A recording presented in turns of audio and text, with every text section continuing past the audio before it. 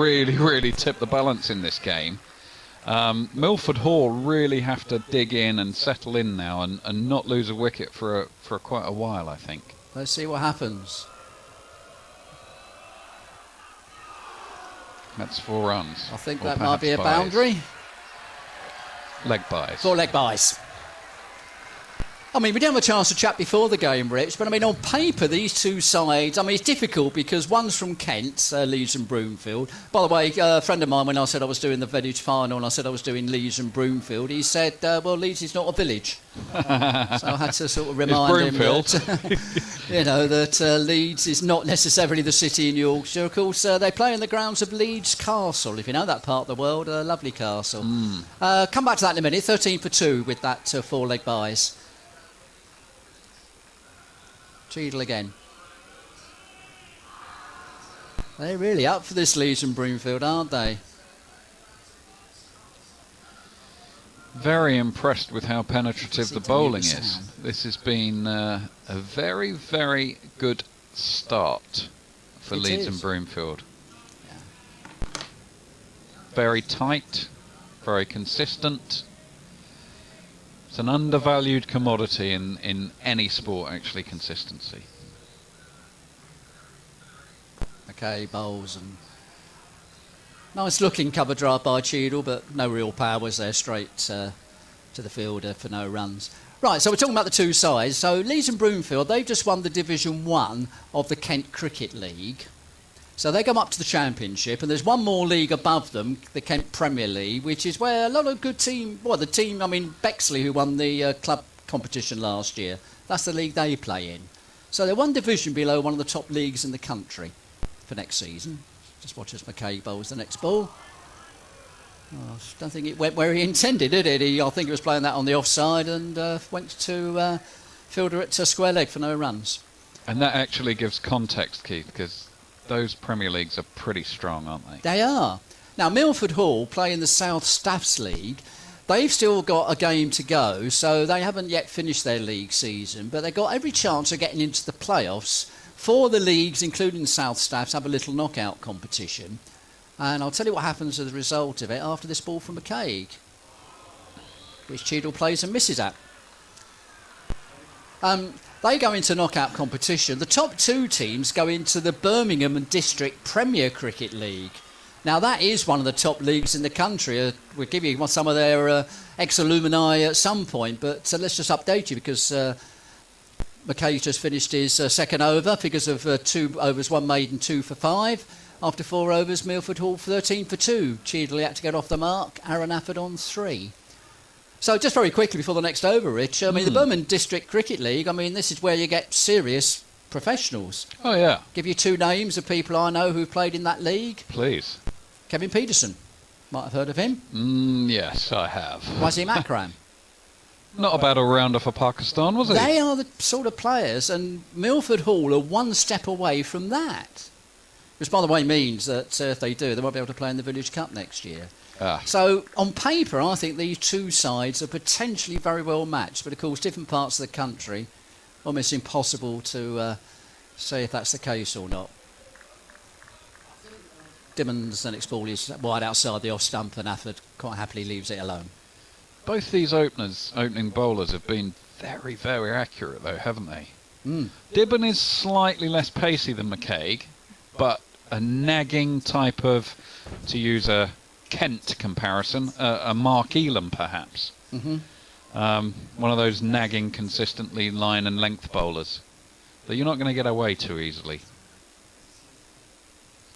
Oh, and he's gone. Bowled, I think he's bowled him. He's gone. Did he play that one on? I think he may have done.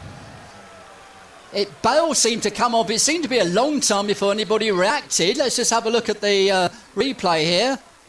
Yes, he did. He played it on. He played a little bit all round it, but Aaron Afford has gone. He is bowled. And it means that Milford Hall, 13 for 3 in the 5th over. Wow. Sorry, Rich, I was just beginning to get in my stride about something else, and suddenly there's a wicket. I think the ball, actually looking at it, came in between bat and pad a bit, but I think there might have been a bit of an inside edge, but I don't think it was bowled through the gate there, Aaron Afford. No, I do agree. It's just whether he got a little feather just to take it. It looked as though it swung, though, didn't it? A little bit, yeah. Yeah, very interesting dismissal.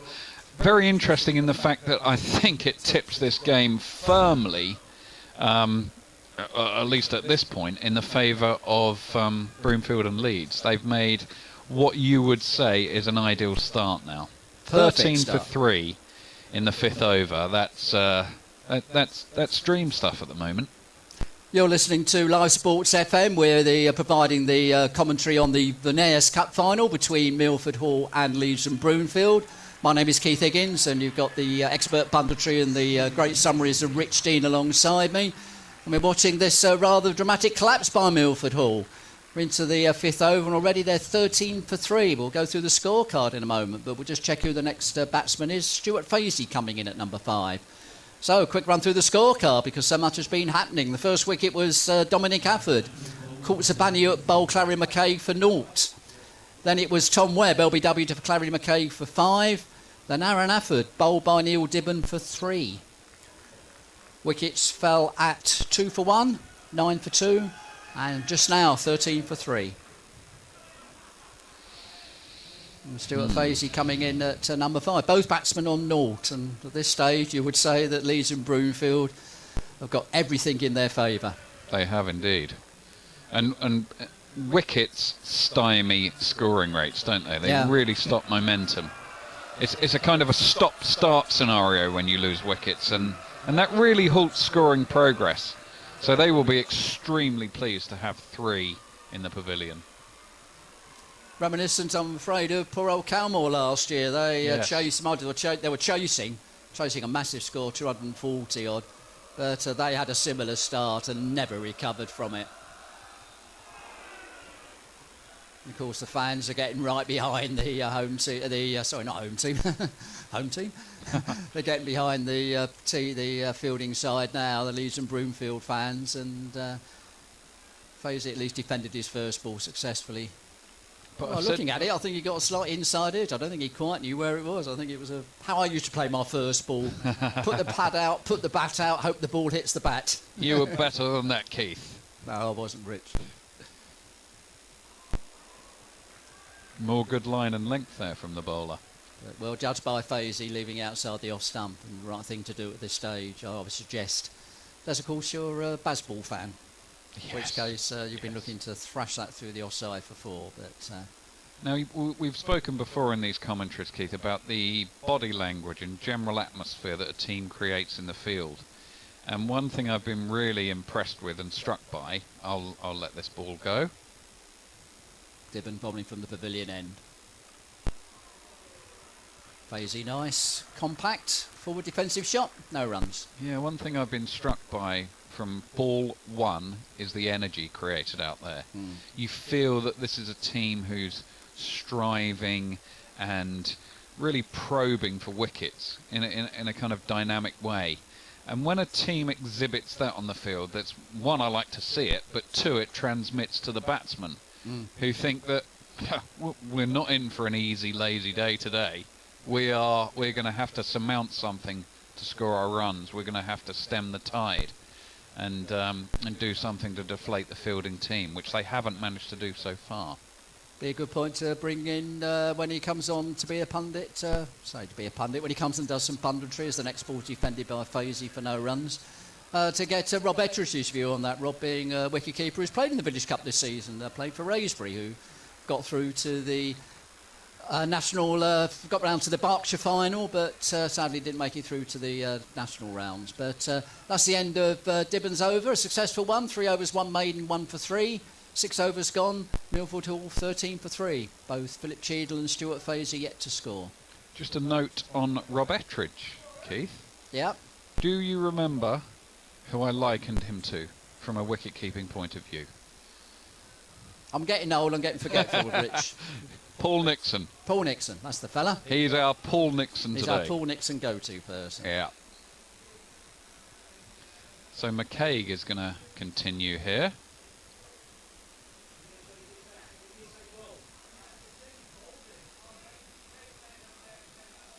And he got McKay is coming in from the nursery end, bowling to the left-handed Cheadle.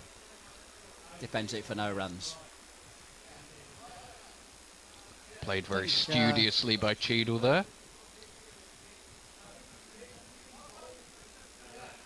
It's all right. I think there's a bit of a discussion going on between Rob and Luke. There's obviously somewhere there's a bit of inconsistency. I don't know where it is. we'll find out in due course. You can have a little word with Rob in a minute and see, but I think we're all right. But Cheadle will be desperate to get off the mark here, won't he? Still, well, I think both of them would be. From 6 they deliveries. Really would. Good shot, and he will. Finally, we will get off the mark, assuming he's not run out. Ooh. That was Ed Scrivens there with a nice piece of fielding at mid-off. I think exactly what bears out, Rich. He was desperate to get off the mark. You were spot on. And he hit that. He just ran as quickly as he could, and he wasn't far off. That really was quite close. Good piece of fielding by Scrivens, but Cheadle's off the mark. I think 14 scoreboard for 3. pressure there brought that run rather than any sense of logic. Absolutely. Absolutely. It's amazing. It doesn't sound better, does it? 1, but anything better than 0. Hey. Anything better than a duck. Absolutely. And Fazy is himself on 0 from 4 deliveries, who will also be looking to get off the mark. Yeah, that was Cheadle's first run off 7 balls. Fazy's faced 4 balls and still to get off the mark. Just watching McKay as the next ball's defended. That ball that is now, he bowled from the back, right behind, almost his front foot was level with the wickets. That one, he was further forward. So he's obviously using the crease, not just sideways, but I think he's using the crease forward and back as well. Which, I don't know, I can understand the sort of sideways. Maybe he's releasing the ball a little quicker and that might fool the batsman. He's making the batsman very watchful. He certainly is. In his 3rd over. Classic leave there by Fazy. Very extravagant one. A big plonk of the foot down the pitch and a very definite leave there. Again, maybe just saying you think you're in charge Yes. at 14 for 3. Well, every now and then I'm in charge. I think you're right. A little way out of his crease as well, isn't he? Yeah. Batting, Stuart Fazy.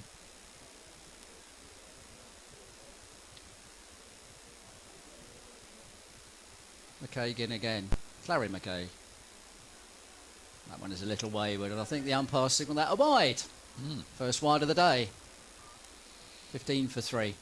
Talking of wides, Rich, always worth reminding everybody, either listening to us or watching the video stream, that it is very much in the rules that umpires are to enforce leg side wides very strictly. So Yes. basically anything down the leg side and the batsman misses it is going to be a wide. That one, of course, was the opposite. That was outside the off stump. But, I think as long as they show consistency, I'm fine with that. and I think they have in all the games we've covered this year. As again, it was a little bit behind the crease there, and opposite What a predictor commentator. you are! There's your first win of the day, Keith. Thank you, Clary McKay, for bowling a wide outside the off stump, outside the leg stump. So just to emphasise my point. Thank you very much. Didn't miss by much. Lottery numbers from Keith, please. Looking at the replay, wasn't that far from the leg stump. No, but it it was wasn't. outside the leg stump. There's your consistency. And the first wide was marginal, actually.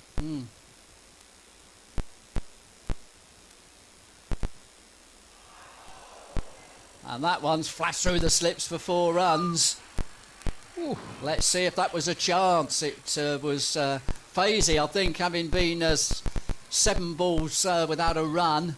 Let's just see what happens here. Oh, it wasn't far off second slip. Way Rob Ettridge was indicating to us, Richie might have just clipped his fingers. I think it did, and it would have been a carbon copy of the first wicket we had here. My word. But 4 runs to Fazy's off the mark. Milford Hall 20 for 3. Quite frankly, he did well to get a hand on it. Absolutely. I hate calling that a chance. I think even at international level, that's not even a half chance. That one, Fazy, just a little bit nervous prod there at the end of the over. So 6 overs gone. Milford Hall 20 for 3. Cheadle on 1, Fazy on 4. And McCaig's figures took a little bit of a battering in that over, but He's now 3 overs, 1 maiden, 2 for 12. I'm very impressed with this McCaig. He's got a really sort of classical action. Shoulders square to the wicket as he runs up, and very little deviation in movement in the delivery stride. Looks to produce really consistent deliveries on line and length, and he has got the rewards for that so far. So a really good start for him in this final, this Voneus Village Cup final of 2023. So Neil Dibben, who's going to continue from the pavilion end. If he gets another wicket today, Rich, he'll have got as many wickets as he got runs in the competition. He won't be opening then. I don't think he's one of the opening batsmen. In fact, he didn't play in the semi-final, I don't think.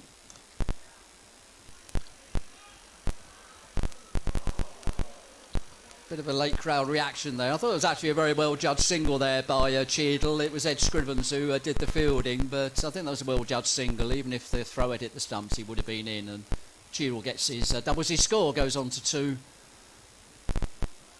Yeah, it was actually tightly judged, but we'll say well judged.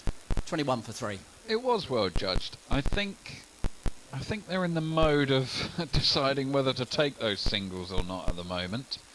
But on that particular occasion, I don't decry them for doing so. I think that was a good run. A burly figure is Dibben. He is, yes. He starts his run up. I hate to say your archetypal village fast bowler. That would be I hate stereotyping. Good piece of fielding there in the covers. Faze is clearly looking to get on with things, because he was angling for a run there, and that was definitely not on. No. Good now, whether that's just a demonstration that he wants to make to the opposition that I'm here and I'm being proactive, or whether he was genuinely had in his mind that this is a possible run, we don't know. But if it was a genuine run, it was a misplaced thought, because that was never on. Good fielding by Fred Roberts. It was at in the covers. Mid-on, yeah, covers. Just the 2 slips now, I think. Well, not I think. In fact, well, I say I think. You could say 1 slip and a galley. So. So the captain for Ed Scrivens just moving the players around a little bit. And I think the game situation is indicative when we look at the field here. There's quite a compressed field for these batsmen. There is. The only fielder out is down at deep square leg. Everyone else is probably in a run-saving position, or indeed, if you're slip or gully, in a catch, and a short mid-off as well. Another good run. That's a very well judged run there by Fazy. Good push. Took his not hand off the bat, but nice soft hand, so the ball didn't trouble very quickly. Good cricket there. Takes Fazy on to 5, 22 for 3. If I'm Milford Hall, Keith, I'm saying we just need to spend the next 5 overs quietly accumulating. Yep. And nothing rash, nothing expansive. If you see it, hit it, but don't go searching for runs at this stage. And of course, they got left and right-hander in, so there's always a chance when you got that sort of combination to disrupt the fielding side. So next ball came off the edge of the bat of Cheadle, but straight to Clary McCaig in the gully for no run. Notice that they brought a slip back in for Stuart Cheadle. Sorry, Philip Cheadle. By the time I exit my current position, I think they don't need to be any more than 3 down. And if they are, well, they are in trouble. Well, we'll give a time scale for that at the end of this over, because you're with us just for a little bit longer. Nice off drive by Cheadle, but straight to mid-off. Mitchinson fields, no runs. So we've had 7 overs. Milford Hall 22 for 3. Cheadle on 2, Fazy on 5. Yes, you're here for another 3 overs, Rich. I am. So that'll be an interesting yardstick to see where they are at this point. So, I mean, we've had 7 overs. So, I mean, forget the... well, no, you can't forget the loss for 3, can you? So they're scoring at 3 and over, which at this stage isn't too bad. But, of course, it's that bottom number, isn't it? Yeah. For 3. Yeah. It's not where you would want to be from a batting perspective. Webb out for 5. Dominic Afford out for 0. And Aaron Afford, his brother, out for 3. All the 3 batsmen back in the pavilion. I think if you're at this stage with Afford there, it puts a different complexion upon it. But since he's gone, this is not looking great at the moment. Larry McKay in again. And has he gone? He has! Caught behind. Regulation Magnificent edge. catch. Yep. Because that 1 or 2 balls have hardly been carrying. But that is a magnificent batch by wicketkeeper Chris Davis. McCaig's 3rd wicket, and it's Fazy who's gone for 5. Milford Hall, well, if they weren't in trouble before, they're in all sorts of trouble now. 22 for 4. But what a catch there, and McCaig's 3rd wicket. We'll just have a quick look at the replay, Rich, and then you can comment a bit more. But in fact, we're seeing it side on, which actually doesn't really help us here. But that didn't get up very much to me. That was a great catch by wicketkeeper Chris Davis. And Fazy out for 5, 22 for 4. You said how sharp they look, Leeds and Broomfield, and they're proving that in the field. 2 superb catches in those first 4 wickets. And McCaig has produced again. I mean, very good delivery, supported by a keeper who made a very good catch. I first said a regulation edge. We are side on, so we can't see perfectly. I now think it was not a regulation edge. I think it was a better catch than I originally thought from the keeper, who had to dive a bit to his right to take it. Very, very well executed, good delivery, good catch, good cricket. It was a hard flash. I mean, he was really going for that Fazy. And Fazy actually looked like a pretty technically adept batsman. He was playing things beneath his eyes, with nice footwork and getting out to the ball. And they're worse off for him being in the hutch, I think. And at 22 for 4, it doesn't take a commentator to tell the balance of power in this game. Just look at the scoreboard. All I'm going to say, Rich, is that if ever you needed a captain's innings, if I'm going to use a cliche, well, it's the captain who's just come out, Dan Betty at number 6. Just gone and had a chat to Philip Cheadle, and what would you say to him? You're the captain, 22 for 4. What would you say? What would you be saying to him? I would say you have responsibility in as much as you can guarantee not to play expansively, not to play anything rash, like I said before, and please just stay in for a few overs for us, if at all possible. Now, you can get a delivery that gets you, and you have to be resigned to that. Oh, it's certainly a positive start. I haven't got a run for it, but a couple of steps down the wicket. Just going to look and see how many wickets Larry McCaig has got. Actually, he has doubled his number of wickets in this final. He had 3 in the competition before today, Rich. He did. Now he's got 6. I didn't particularly like that defensive shot that was played there. The feet didn't go anywhere. The bat was out to the ball, and things weren't aligned properly there. But we'll obviously, first delivery is faced. We'll see how this continues. Well, I think that's playing a miss. I mean, I think, Rich, you were saying earlier about, they shouldn't lose any more wickets, Milford Hall, in your time here. You got this over and 2 more, and they might be all out before you. Just from the point of view, like I said before, that wickets stymie the scoring rate, and that has to be a principle that they need to couch their innings in now. You cannot be flashing hard at balls that have any potential to get you out. You need to really think. Do I need to go front foot or back foot? But of course, when the bowling is penetrative, and when you're first going in, that's pretty hard to get attuned to, particularly when you feel the pressure of the situation coming in on you. But quite honestly, it's your job not to feel that pressure and just take all that stuff away from it and play each ball on its merit. And like I said, if it's there to be hit, do so. But if it's not, play very conservatively. You're not chasing runs at this juncture. Larry McCaig certainly has given Dan Betty nothing to hit at the moment. Again, he takes those couple of steps, and was that a chance there? I think he got an edge there, and I think this time... Second slip has put it down. Yep, he did, and that was. Yes. Oh, And it was I would say that was more chance. regulation than it kind of dipped on him. A Is little the only, bit, yes. The only possibility you could say as a concession to him for dropping it, but probably should have been taken. So a let off for Milford Hall, and boy do they need it. 22 for 4, and we're in the 8th over. McCaig almost with his 4th wicket there. And again, Betty doing this sort of couple of steps down the wicket and not really getting to the pitch of the ball, and that one beat him outside the off stump. So 8 overs gone. 22 for 4 Milford Hall. Cheadle on 2, Betty yet to score. And I will run through the scorecard in a couple of overs' time when, as I said, Rich, you will have a well-earned rest and bring Rob in to do the punditry. And you'll also hear a little bit later on from Luke Edwards, who's been very busy. He's on the radio at the moment, not the radio as in sort of listening to the radio. He's anyway, let's give you the bowling figures. Neil Dibben, 4 overs, 1 maiden, 1 for 5. Clary McCaig, 4 overs, 2 maidens, 3 for 12. What an impressive spell.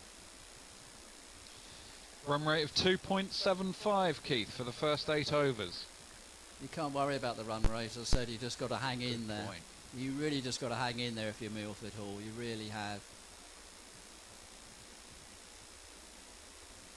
And play solid defensive forward shots like Cheadle's just done. I mean, he's got 2 runs off 10 balls. I don't think that's a particular problem. No, played it very studiously, played it beneath his eyes, technically correct. Fine. No problem. Very nice defensive, very close together. Shot. Real textbook shot by the left-hander. The guardians of the game would love that within their coaching book, wouldn't they, Keith? They certainly MCC, would. Straight Ben out McCallum of and it. Ben Stokes. We'll see. I think he tried to shovel that a bit more on the leg side, but just played it to mid-on, did Cheadle for no runs. Yeah, out the 2, I mean, McCaig a little more expensive, only because he bowled a couple of wides, I think, but Neil Dibben, so very, very consistent. And interesting to see, I was talking to Rob earlier about quite a few opening bowlers in this competition tend to bowl right the way through, and I wonder whether they will ask Neil Dibben or Clary McCaig to bowl their 8 overs straight through. Cheadle tries to turn the next ball off his pads, but misses it, and Chris Davis, the wicketkeeper, comes across to stop any leg byes. Well, it's clear where the balance of power is at the moment, isn't it? And again, the field attests to that. It's a very compressed field, which only increases the intensity and pressure on these batsmen. Just the one deep fielder, this time at 3rd man for the left-hander. Everyone else is either catching, 3 slips again, or 2 slips in a gully. Everyone else saving a single. There's evidence of the tightly knit field as Mitchinson comes across to cut off that off drive by Cheadle, and there's no runs. I think Cheadle's played quite nicely. He's just got to continue on his merry way. You need somebody... Sorry, Rich. Well, not get entombed by the scoreboard right in front of him, telling him 2 from 14 deliveries. Which, remember, Keith, these batsmen and these cricketers are not used to seeing their names and the balls faced and their score right in front of them. Today they have. Good point. That last ball, by the way, he did take his bottom hand off the bat. So I don't know whether that left up a bit more or not. Played it okay, there was no dangers there, but no, you're right. In a way, Philip Cheadle's the man who I think a lot of Milford Hall depends on, because he's the one who's got to hold anchor. And even though I think he's about to have played a maiden over, Neil Dibben's 2nd maiden over, 5 overs, 1 maiden, 1 for 5.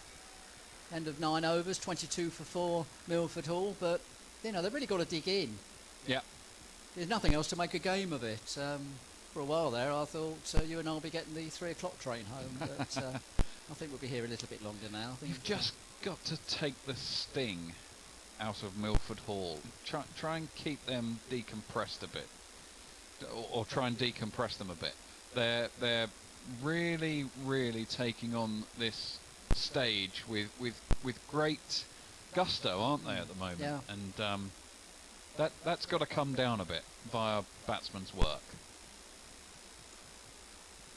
Interesting with the new over starting by Clary McCaig from the nursery end. Betty actually not dancing down the wicket a bit. Actually played that more technically correct from his crease, but for no runs. Very true. Almost as if he's had a talking to himself and said, because nerves must affect you. An occasion like this, Rich, you've spoken about it. Yeah. It's going to affect you in some way. Yeah. Either positively or negatively. Sadly, for Milford Hall, it seemed to be mostly negative. Well, just to give you an indication of the grandiosity of this place. Sorry. What was that word? Grandiosity. I'll check later with my expert. Is there such a word? I'll be put up for that one. By the way, a player missed there by Betty. There wasn't two balls swung away from him quite appreciably. But anyway, back to grandiosity. I think that's the word you said, yeah? Oh, the bowler's in his run-up now, so I'll give that one a miss for the moment. Okay, again. Oh, shot. And the first aggressive shot, I think, by any of the batsmen today as Betty pulls that one away for 4 runs. McCaig just straying a little bit leg side, and Betty was right on top of it. Exactly what you said, Rich. When the bad ball comes, you've got to, no matter what the situation is, you've got to get on top of it. And what a good way for the captain to get off the mark. He's on 4, 26 for 4. I was speaking to an ex-Indian cricketer a couple of weeks ago. Yep. And they said they'd never played at Lord's despite... I'll hold for a minute. And he's got one through on the offside, I think. He just freed his arms a little bit there, bet in. I think that one's gone through for 4. So suddenly 2 successive 4s for the Milford Hall. Takes Betty on to 8, 30 for 4. Lovely shot as it well. Was, Rich, yeah. Sorry, you only got 2 balls left before we pass over to Rob, so tell us about your Indian cricketer quickly. And he played tests and one-day internationals for India, but had never played at Lord's. And he felt that he'd had an unfulfilled career without taking stage at this most wonderful venue. Despite having played internationally for India, certainly in one-day internationals and tests. I'm not sure it was T20, but it's known the world over, Keith, is the message. Betty frees himself for the next ball, and a good piece of fielding there at mid-off. Ed Scrivens, the captain, leading by example against his fellow captain Betty, but Betty gets the single with that off drive, takes him on to 9, 31 for 4, and Dan Betty, top joint run scorer at the moment in this innings. This is the place to be. Certainly is. You're a cricketer. Anyway, Rich, give you one more comment, and then we'll bring Rob Ettridge in to do the punditry. Thank you very much. So just as McKay comes in to bowl the last ball of the 10th over, I'll leave you to make your parting comment, although we will let you come back in later on. Well, I don't need to comment if anyone's got the scoreboard in front of them. 31 for 4 after 9.5 overs. Milford Hall are struggling here at Lord's in this Voneus final. Big appeals for as they go forward there, and again I'm just fascinated why square leg can give a vociferous appeal for a leg before, but the umpire turns it down. So we've reached the quarter mark of the innings, 10 overs gone. Milford Hall 31 for 4, and as Rich leaves and Rob Ettridge comes to join me for a couple of overs, let's just run through the scorecard. First wicket to fall was Dominic Afford, top run scorer in the competition, but did not add to his total. He was caught by Sabaniuk beautifully at second slip off McCaig for 0. Then it was Tom Webb, LBW to Clary McCaig for 5. Aaron Afford, bowled by Neil Dibben for 3. And Stuart Fazy, beautifully caught by wicketkeeper Chris Davis of Clary McCaig for 5. Wickets fell at 2 for 1 when Dominic Afford was out. 9 for 2 when Tom Webb was out. 13 for 3 when Aaron Afford departed. And 22 for 4 when Stuart Fazy left.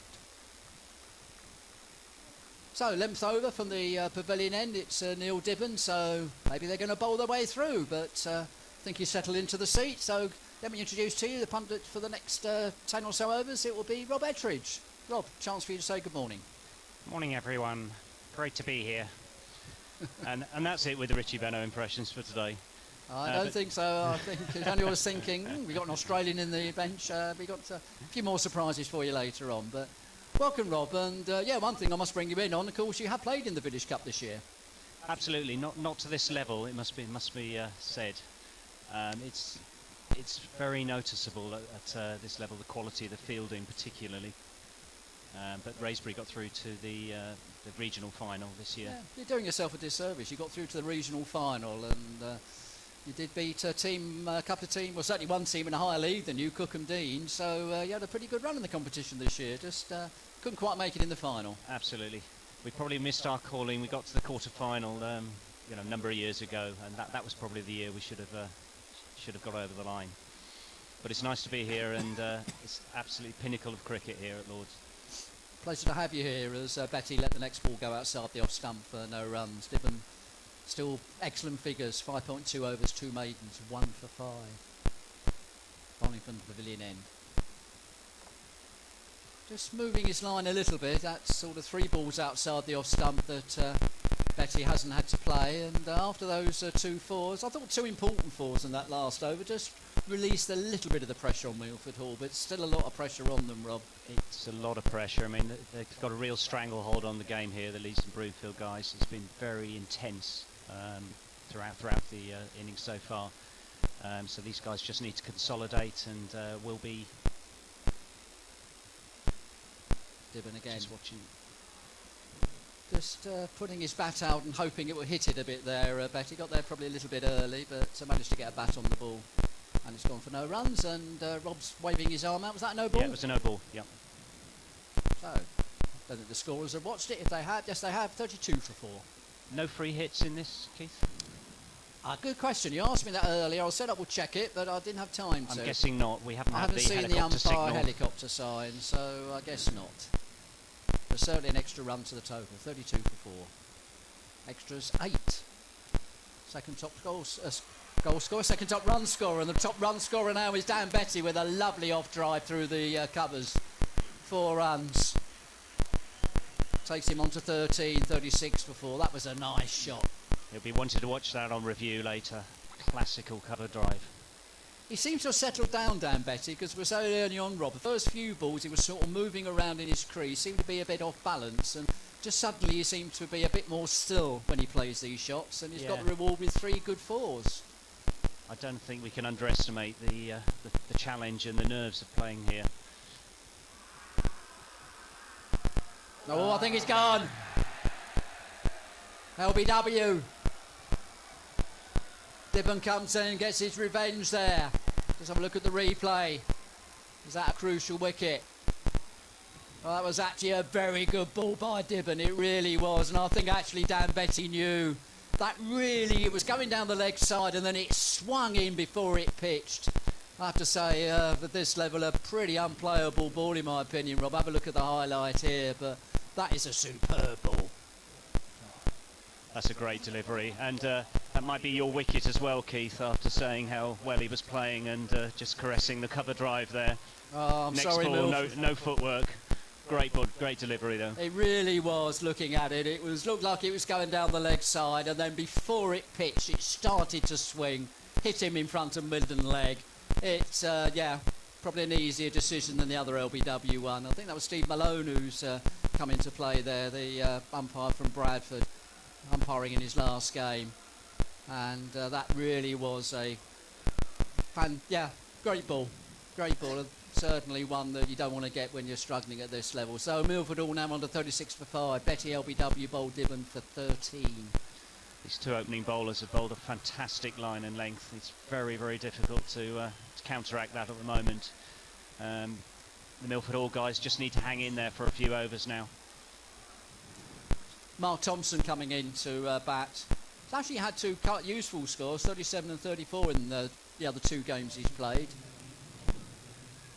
But I don't think he expected to come in at 36 for 5, and we're only just over the quarter mark. So I suppose the first thing is try and see if you can bat out your 40 overs, Rob. But not easy at the moment. Not easy at all, no. And you've got to think these bowlers will go straight through this rate. Well, as I said, it happens quite a lot, and I think if you're on a roll, you might think, well, let's hold somebody back. But maybe what's the point? Don't it's change not it. like they've got off to a bit of a flyer and you might hold them back for later. If they can get a couple more wickets and they're 7 down, and they've both got more than 2 overs left. Dibben's got the rest of his over and 2 more. Clary McCaig's got 3 more. Yeah, the Leeds and Broomfield party stand in fine voice now as well.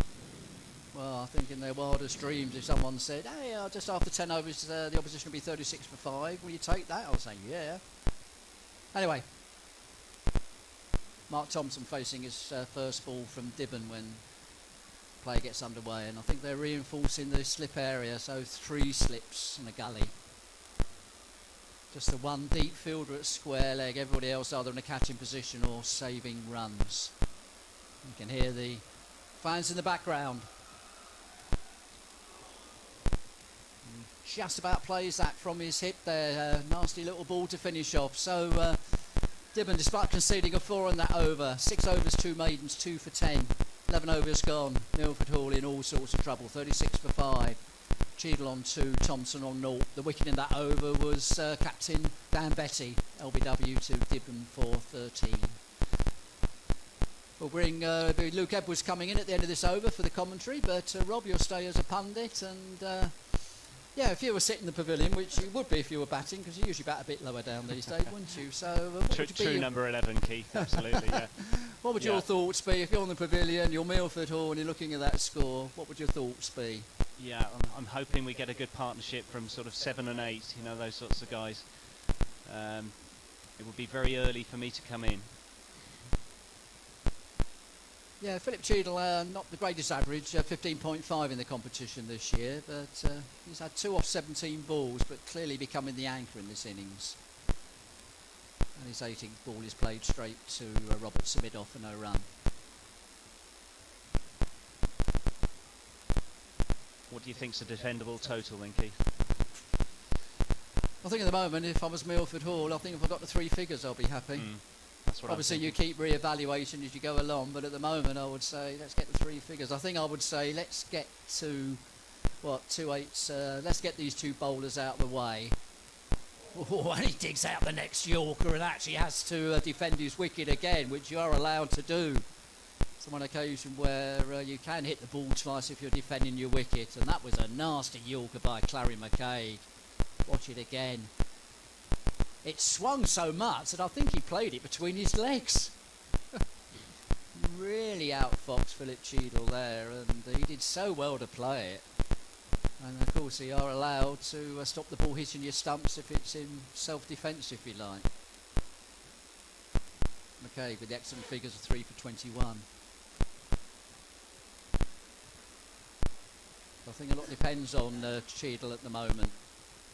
Plays the next ball out to Scrivens at mid-off for no run.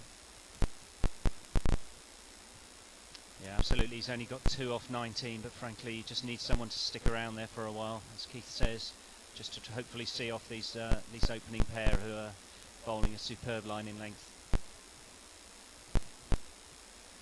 I think Father Martin will be very pleased with son Clary at the moment. Cheadle plays the next ball again defensively, but straight to the fielder, Scrivens at mid-off for no runs. And that's the trouble, they're in a defensive mindset at the moment, so even though that was a full toss and potentially some runs available there. Absolutely, well spotted, Rob, saying the replay was, and but if there's somebody to bowl a full toss to, I guess it's the anchor person, which Cheadle is, 2 runs off 21 balls, but at the moment, the fact he's in the middle is the key thing for Milford Hall. Not a position they're used to. They've had a good league season. Had a few tight games in the cup, but don't think they've been in a 36 for 5. They'd have a bit of a collapse in the semi-final. Come back to that in a minute. That's just gone over the head of Gully, but I think he's got away with it, and he's gone for 4 runs. He did. He certainly wasn't playing it there. He was going for square of the wicket, but that's the difference here, I think, with the Lord's pitch. You get a lot more bounce here, and I think some of the players aren't used to that. A little bit, not quite sure looking at the replay whether he did undercut it a little bit and chopped it up. Not sure. We'll give him the benefit of the doubt and say it was a deliberate shot for 4, but his first boundary takes him on to 6, 40 for 5. McCaig actually bowling round the wicket to him. Yeah, he got an idea. He might just have looked to undercut that. But anyway, Yainton McKay's gone round the wicket to him. You said earlier about the defensive mindset. He's sort of thinking of the run for the next shot, but it was just a defensive push into the offside. But they run. Right, that's the end of the 12th over. Milford Hall 40 for 5. Rob, I'm going to ask you to say a few words because it will be Luke Edwards to take over the commentary for the next 10 or so overs. Absolutely. As you can see, the Leeds and Broomfield guys are got a bit of a stranglehold on this at the moment. So I think what we need to do is just to see the Milford guys just consolidating for a little bit. If they can stretch up to beyond 3 figures, I think they'll find that something to bowl at. But right now, 40 for 5 off 12 overs. Cheadle 6 runs off 23, and Thompson just come in.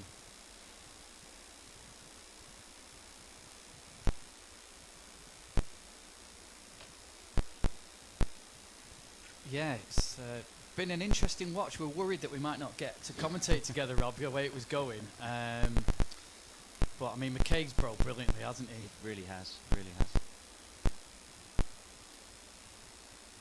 So here's a new over from the pavilion end.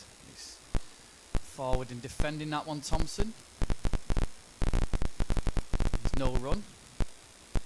What we're saying as well, Rob, the thing we've noticed is it's much quicker to pitch here at Lords, isn't it? So it's less time for batsmen to react to than what they'd be used to, which I think is catching them out a little bit, isn't it? Yeah, I mean, particularly in the regional rounds, as you go through some of those, you barely get the wickets like this, and so it's a pleasure to witness this. Dibben 2 for 10, nearly gets 3 for 10 as it's a play and a miss, a wild slash by Thompson there outside off stump.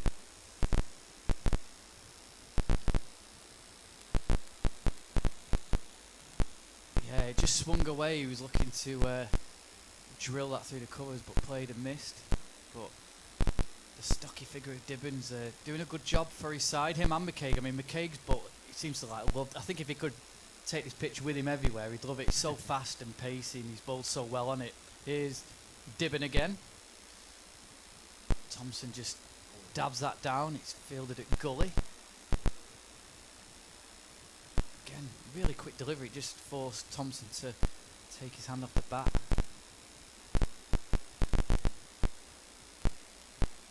Yeah, it was late on that.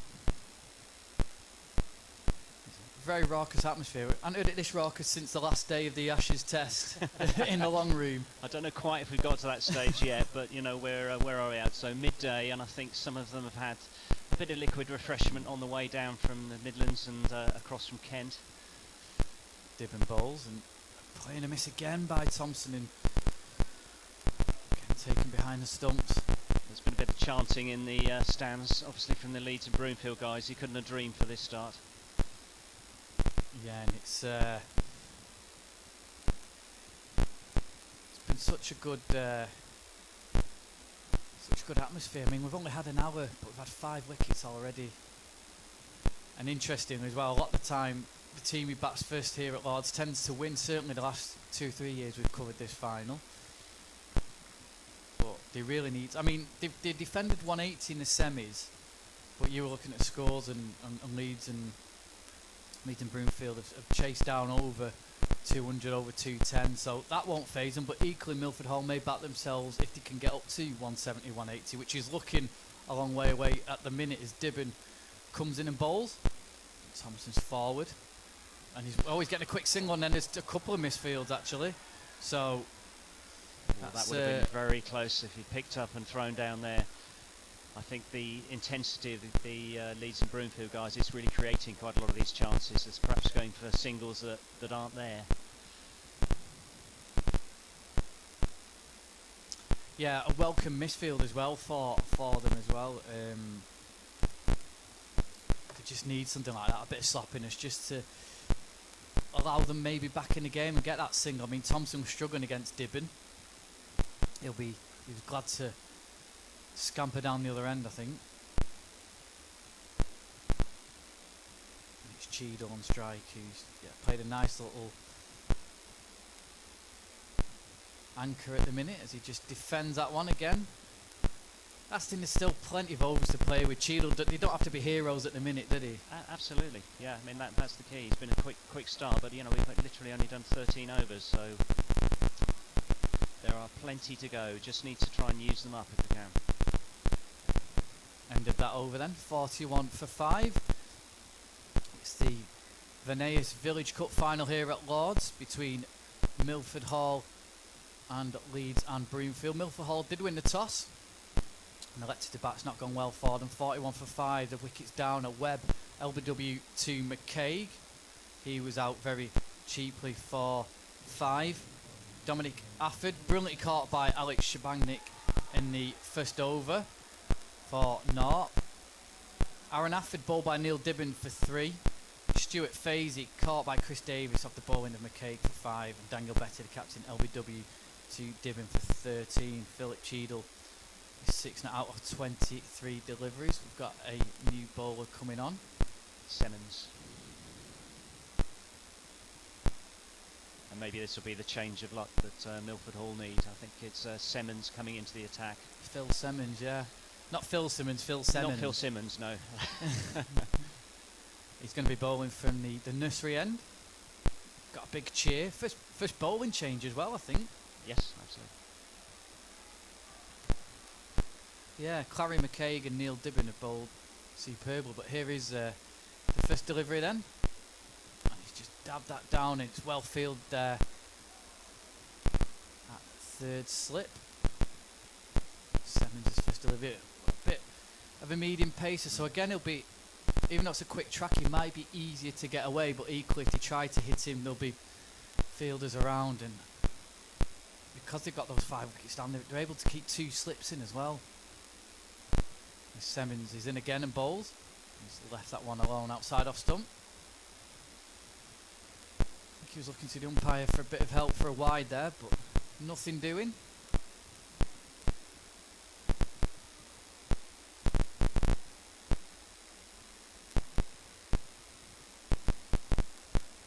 Semmons again in bowls, and a play and a miss again, and he was taken behind the stumps there by Chris Davis. Yeah, much more gentle, medium pace compared to McCaig, but he's obviously doing something with the ball here. I think he's getting a bit of outswing here.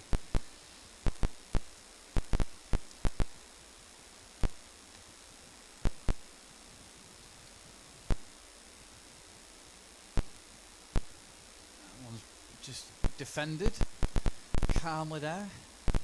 He's fielded at cover, no run.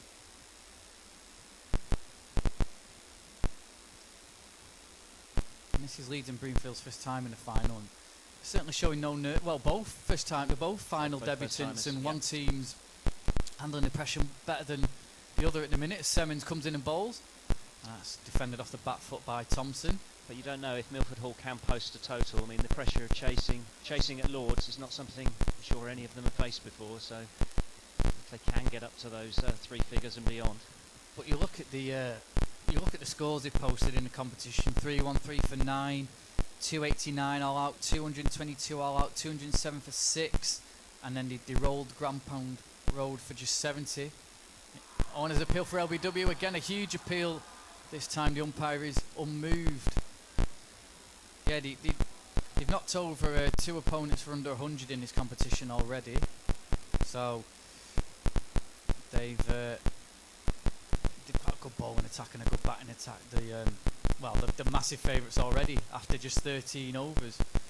At the end of the 14th now, 41 for 5.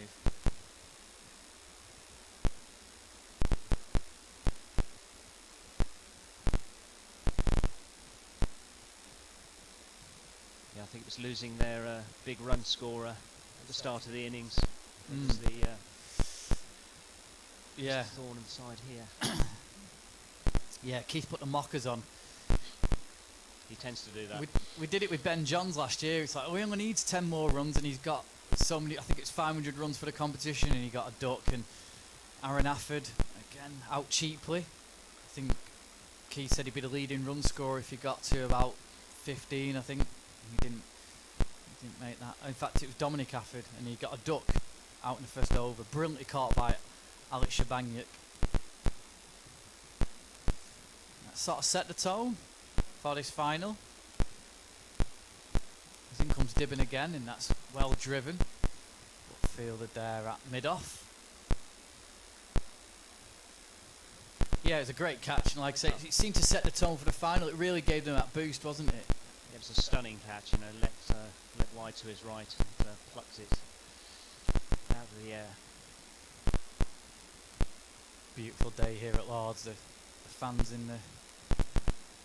they're not in a Taverners stand this year. They normally are, but the square's the other side of the main wicket, so they're all sunning themselves there. The ones who are in the sun.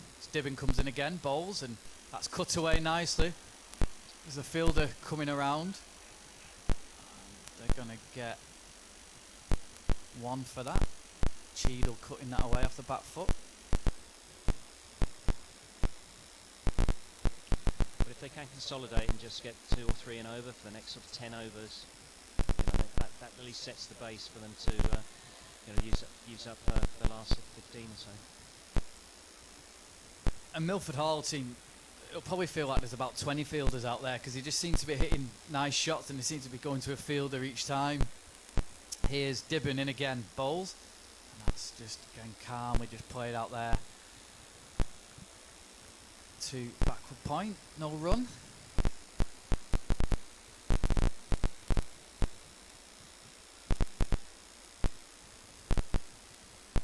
Yeah, nice to have after this summer we've had, Rob, nice to have a lovely sun-baked day as well, and it being warm.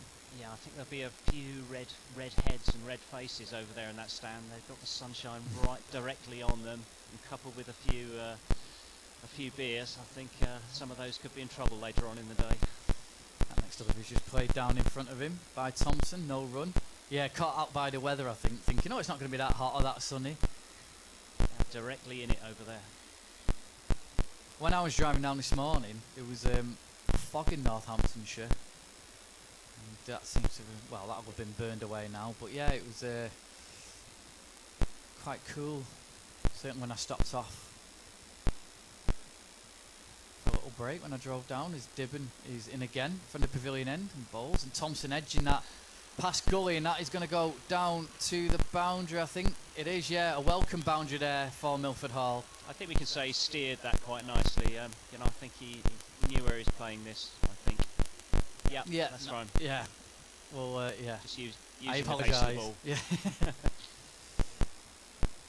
We're side on here, so it's difficult to tell if he'd edged that or not. But yeah, looking at the replay, he steered it very nicely, actually.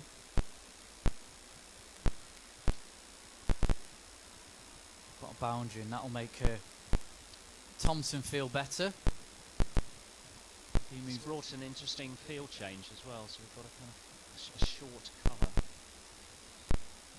Moves on to 5. Thompson is Dibbin bowls to him, and again it's just guided there past gully, but there's a fielder backward point who runs in and saves the run. That's a good shot at this stage though, because I think it's a low risk shot, soft hands, just guiding it down past down to third man. That's the end of Dibbin's spell, and he's taken 2 for 16 off his 8 overs, bowled really well. Really well, and he's got a standing ovation there from the Leeds and Broomfield guys.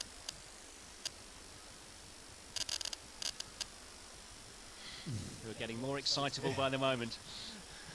Yeah, they're all giving him a shout there. Seeing your screen now, that's where the fans are housed. Yeah. Dibbin's just taking the acclaim of the crowd.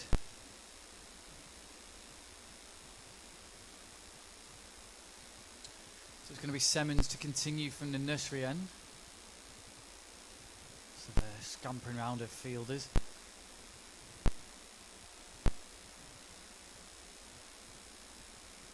If you want to get in touch with you, can do, by the way. We're on @LiveSportsFM on Twitter, and we're on Facebook. Send us a message. Jonathan's back at HQ, and we will read any out. Let us know where you're listening. You may well be on holiday, not being able to make the final. Semmons starts a new over and just guided away by Cheadle, but in comes a fielder and there's no run. Yeah, whether you're watching on the screen, you're neutral from Milford Hall or from Leeds and Broomfield, get in touch, let us know. That must be a great place to play cricket as well. Leeds Castle Unbelievable backdrop, yeah. Here's Semmens bowling. It's again driven, but doesn't quite get hold of that one, Cheadle, and it's fielded for no run. Yeah, Jonathan, if you're listening, that's going to be our first round next year. Leeds and Broomfield in the by Leeds Castle. I'm sure Keith will go to that.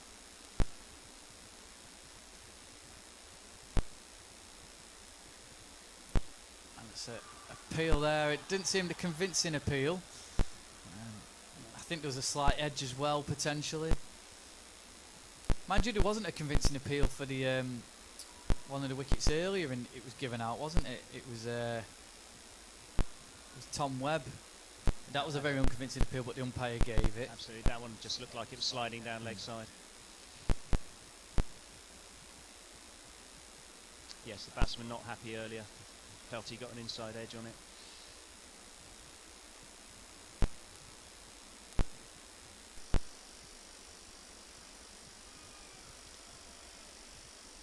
Dot ball off that next delivery.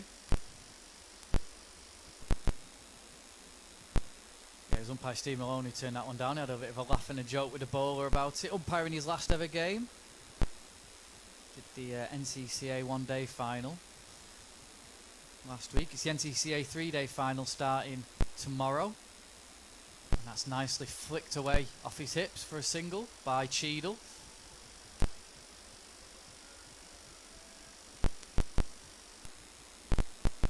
Yeah, and Semmens continuing the good work from McCaig at this end. Very, very tight spell so far.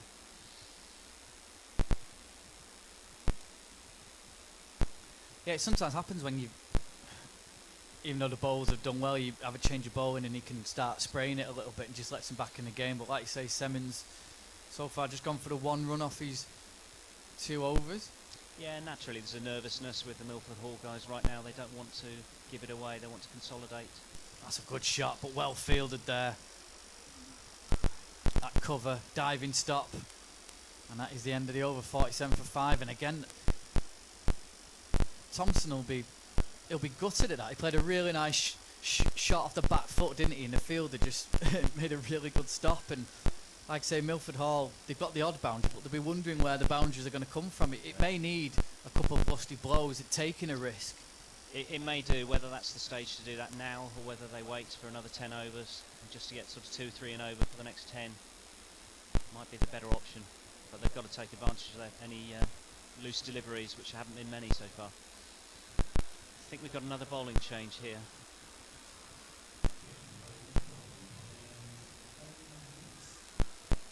Owen Matthews coming on from the pavilion end. He's replacing Clary McCaig. You know, I imagine they'll be saving. He's got 2 overs left, so they'll be bringing back for a 2 over burst. And Neil Dibbin is replacing, of course, he's just bowled out his 8 overs. So that's a good card for Leeds and Broomfield to have 2 overs of McCaig still left as well. You feel he might clean up the tail. Absolutely, want to come back for his fifer, no doubt. Fifer at Lords. And in does he get on the honours board for that? I imagine you would. I don't know whether that's an interesting point. Is it restricted just to sort of first class professional cricketers? Anyway, here is the first ball. He's over the wicket and playing and missing it. That one was Cheadle. Not a bad delivery first up from Owen Matthews. Oh, yeah, a little bit of wobble on that one. Yeah, Milford Hall have batted 4 times out of the 6 innings in this competition. And that next ball's pulled away. Again, off the back foot straight to the fielder. And there's no run. And the only time they got under 200 was in the semi against Staley when they got bowled out for 181. And they were about 100, if I remember rightly, they were around 100 odd for 1. And going along nicely. And then they lost really quick wicket. I think they were like 100 for 1 and then 150 for 3, and then they just got rolled out really, really quickly. So the tail does have a collapse in him. But then it was Kesh Baharat who took 4 for 16. But then they bowled really well to defend that total, despite Staley getting off to a decent start. They played the 4 spinners, they really tied them down. Well, there's a chance here for Cheadle and Thompson to make a name for themselves. Story to tell their mates and children and relatives over the years. They can post a decent total here. Well, the big thing is that they're in. I mean, Cheadle's faced the most balls of the innings so far. He's pulled that one away past the square leg umpire for 4. Good shot. The umpire had to duck for that one, but a welcome boundary. As I said, Cheadle, he's in. You feel like he's in now, don't you? Yeah, it was a welcome full toss. You know, just on leg stump and just help round the corner. And Thompson's also in. He's faced his second most balls. He's on 17, so a nice little partnership developing, and that's the thing nobody's really got in yet for Milford Hall. And that's Matthews again bowling and just getting off the back foot, but no run. Yeah, that's the key, I think, isn't it, now on this pitch, to just play yourself in. Absolutely. On Yeah, these now, especially now the quick bowler's gone off, the main opening bowler. absolutely. You know, we're still only 17 overs in, so there's loads of time left in this.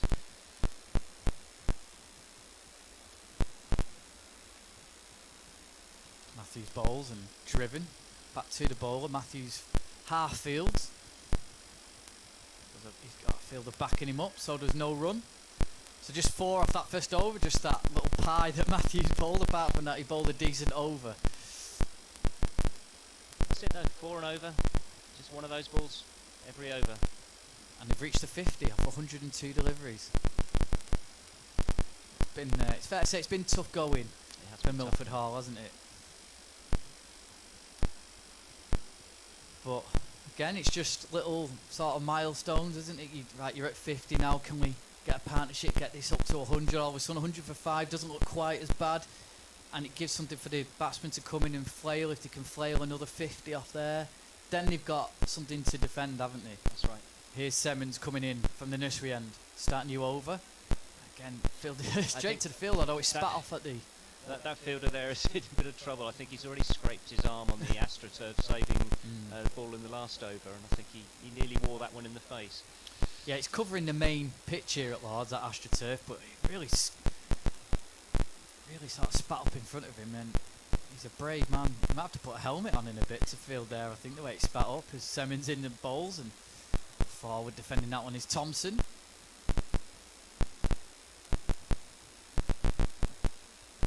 No run.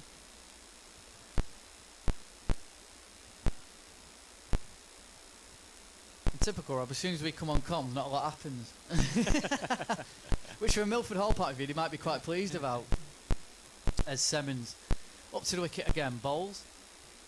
And again just defended and played back to him. It's not a bad place to sit and relax and watch some cricket though, is it? Absolutely not, no. We've got a perfect view. We've got a nice little balcony.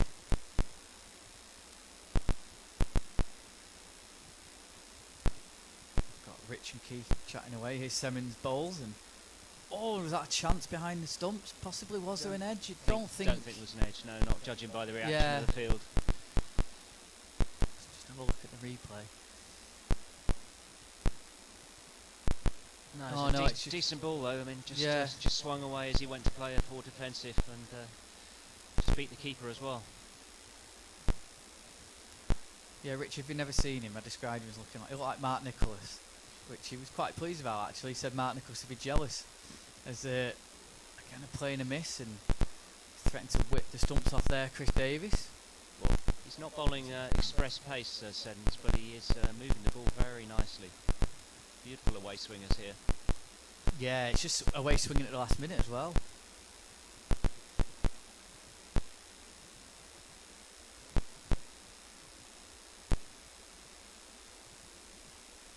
King of the swingers at the minute. Semmons comes in again. That's left on that side off stump.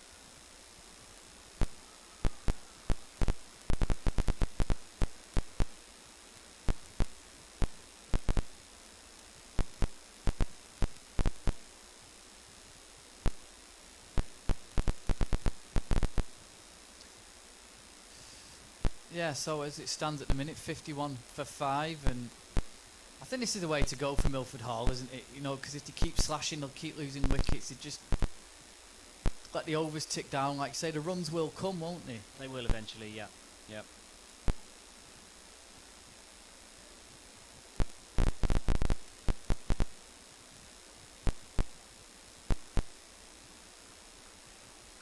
So yeah, Cheadle 12 off 37, and Thompson 5 off 23.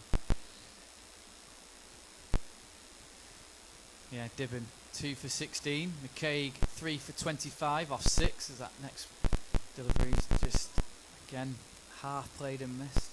In fact, it was played and missed. I thought Cheadle had maybe just pulled his bat away, but he hadn't there. He generally tried to play at that one, but he survives.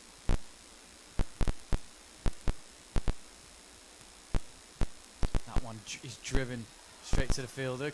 Oh, Bit of a crowd catch, yeah. We saw it clearly bounce from here, but yeah, he was, went up in the stands over there.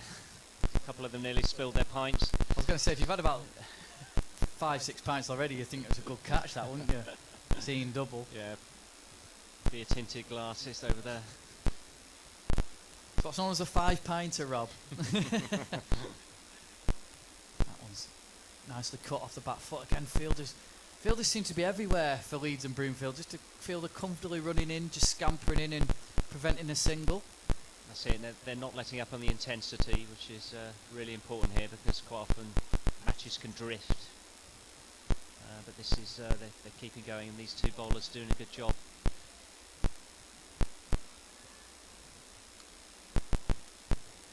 Matthews, who's quite a small figure, but medium pace run up bowls and played onto the pad there. There was a strangled appeal from the man at square leg, who seems to have a better view than everyone, he thinks. Always a good appeal Yeah. from square leg. Yeah, he was going well down leg.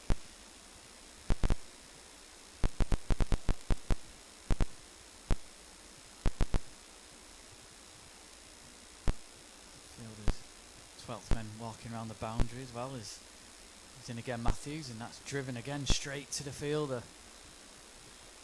by Cheadle. And I suppose this is how you end up getting out, because you hit it and you think, do you know what, I've got to go for a bigger hit. You hit it in the air, that's when you get caught. Exactly. You sense some frustration building every time he plays a nice shot. He's going straight to the fielder, no run.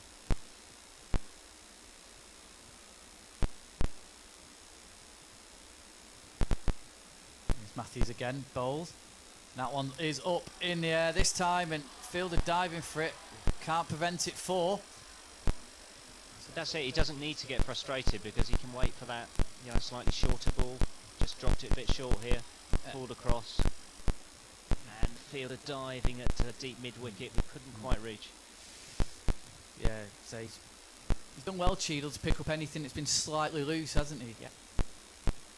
That was a good shot, and again another boundary. Like I say, they just need one boundary and over. If it's going to come off Matthews, I think they'll be happy with that one, because Matthews is bowling good line and length, but he's offline one ball and over at the minute, isn't he? So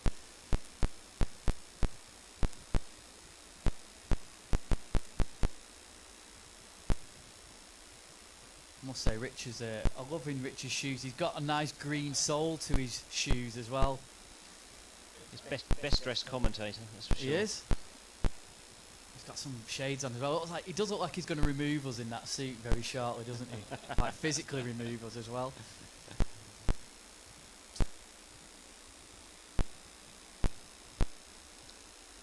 That's played and missed the next one. And there's no run as Simmons continues.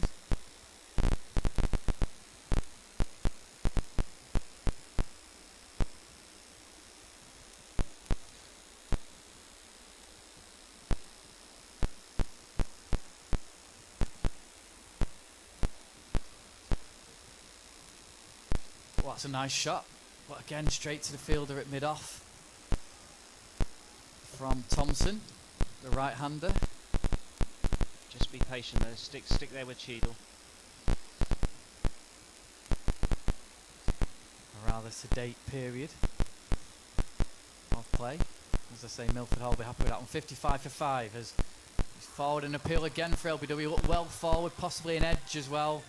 Umpire shook his head straight away, didn't want any thinking time on that one. Immediately said no. Yeah, looks like he's missing off stump. Full delivering. I think he got a bit of bat on it as well.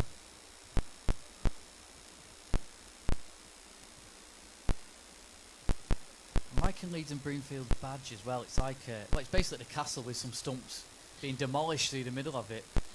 Semmens bowls, and that's edged away by Thompson. He's going to get a single. That was a genuine edge that time as he played forward to that one. 1 run. Definitely getting some swing out here though, aren't they?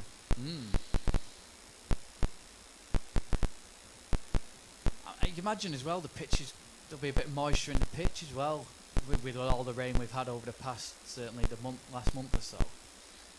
Even though it's a dry day today. They're probably quite good at Lords though with getting rid of that though, aren't they? Yeah, but we're in that time as well of dew. We're in dew season, aren't we? So it's not like Raisbury on a wet Sunday afternoon. On a green, green Turner.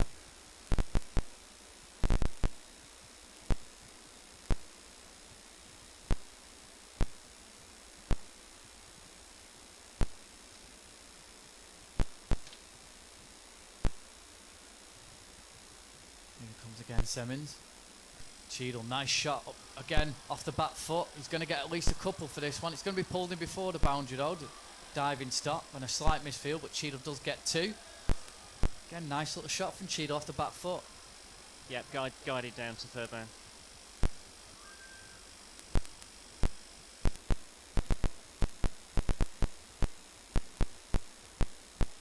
Two more to the total, 58 for 5.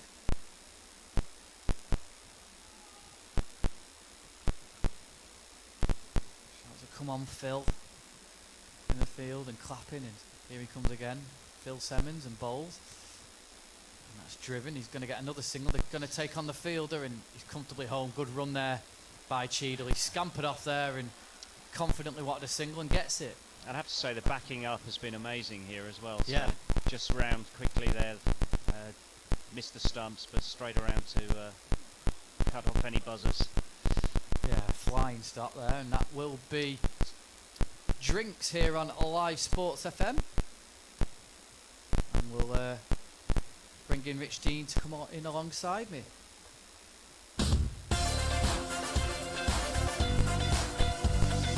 This is Cricket Live on Live Sports FM, the home of live sports. 20 overs gone here then in the Voneus Village final between Milford Hall and Leeds and Broomfield. Milford Hall won the toss and elected to bat.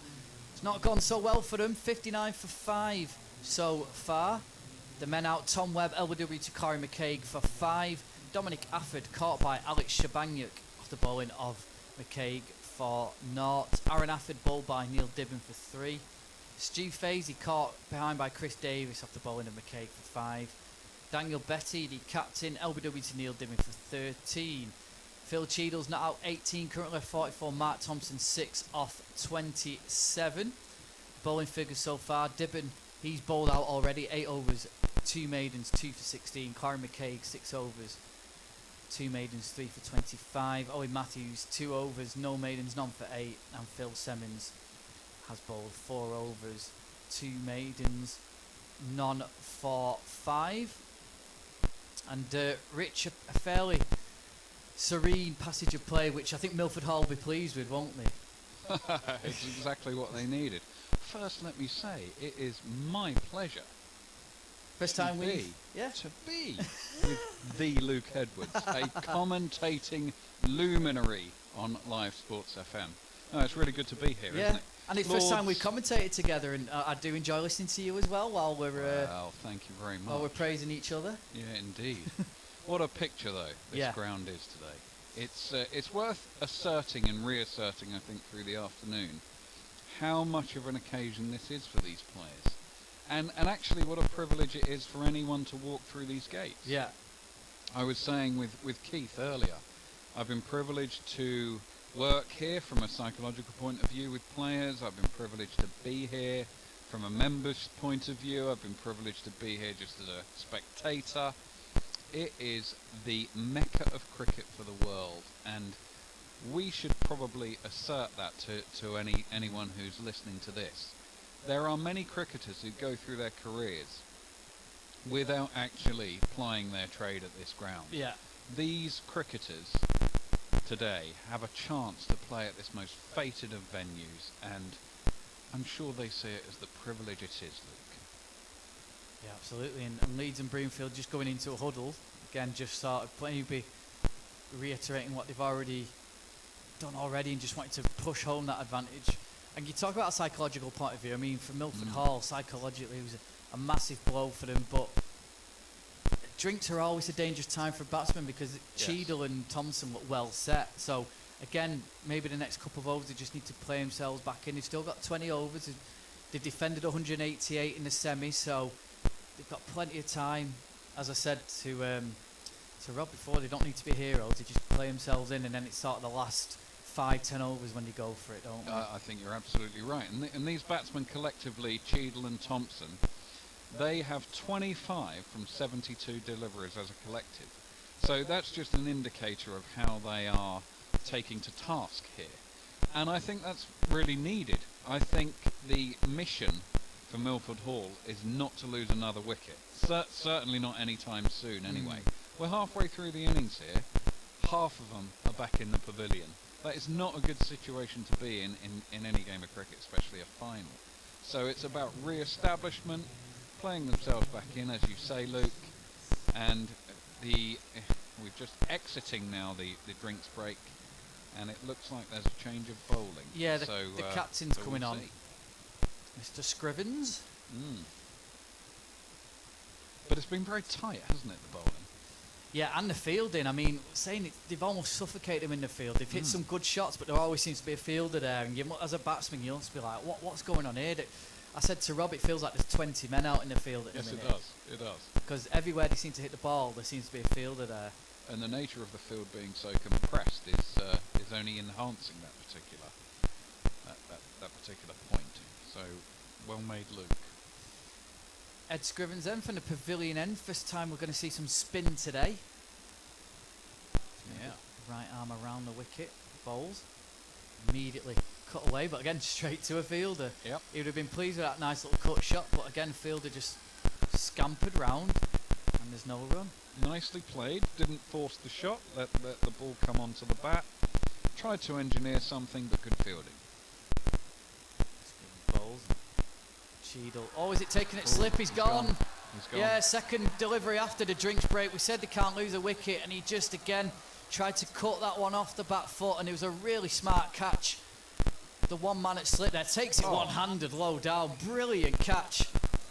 And Scrivens has a wicket with his second delivery, and well, they've done exactly what he said they shouldn't do, Rich, and they've lost a wicket. 59 for 6. Cheadle goes for 19. And directly out of a drinks break, which you alluded to before. Just a note on the catch. It wasn't one of those catches that somebody had to be completely agile to, but a really brilliant reactionary catch where you need to have a strong base.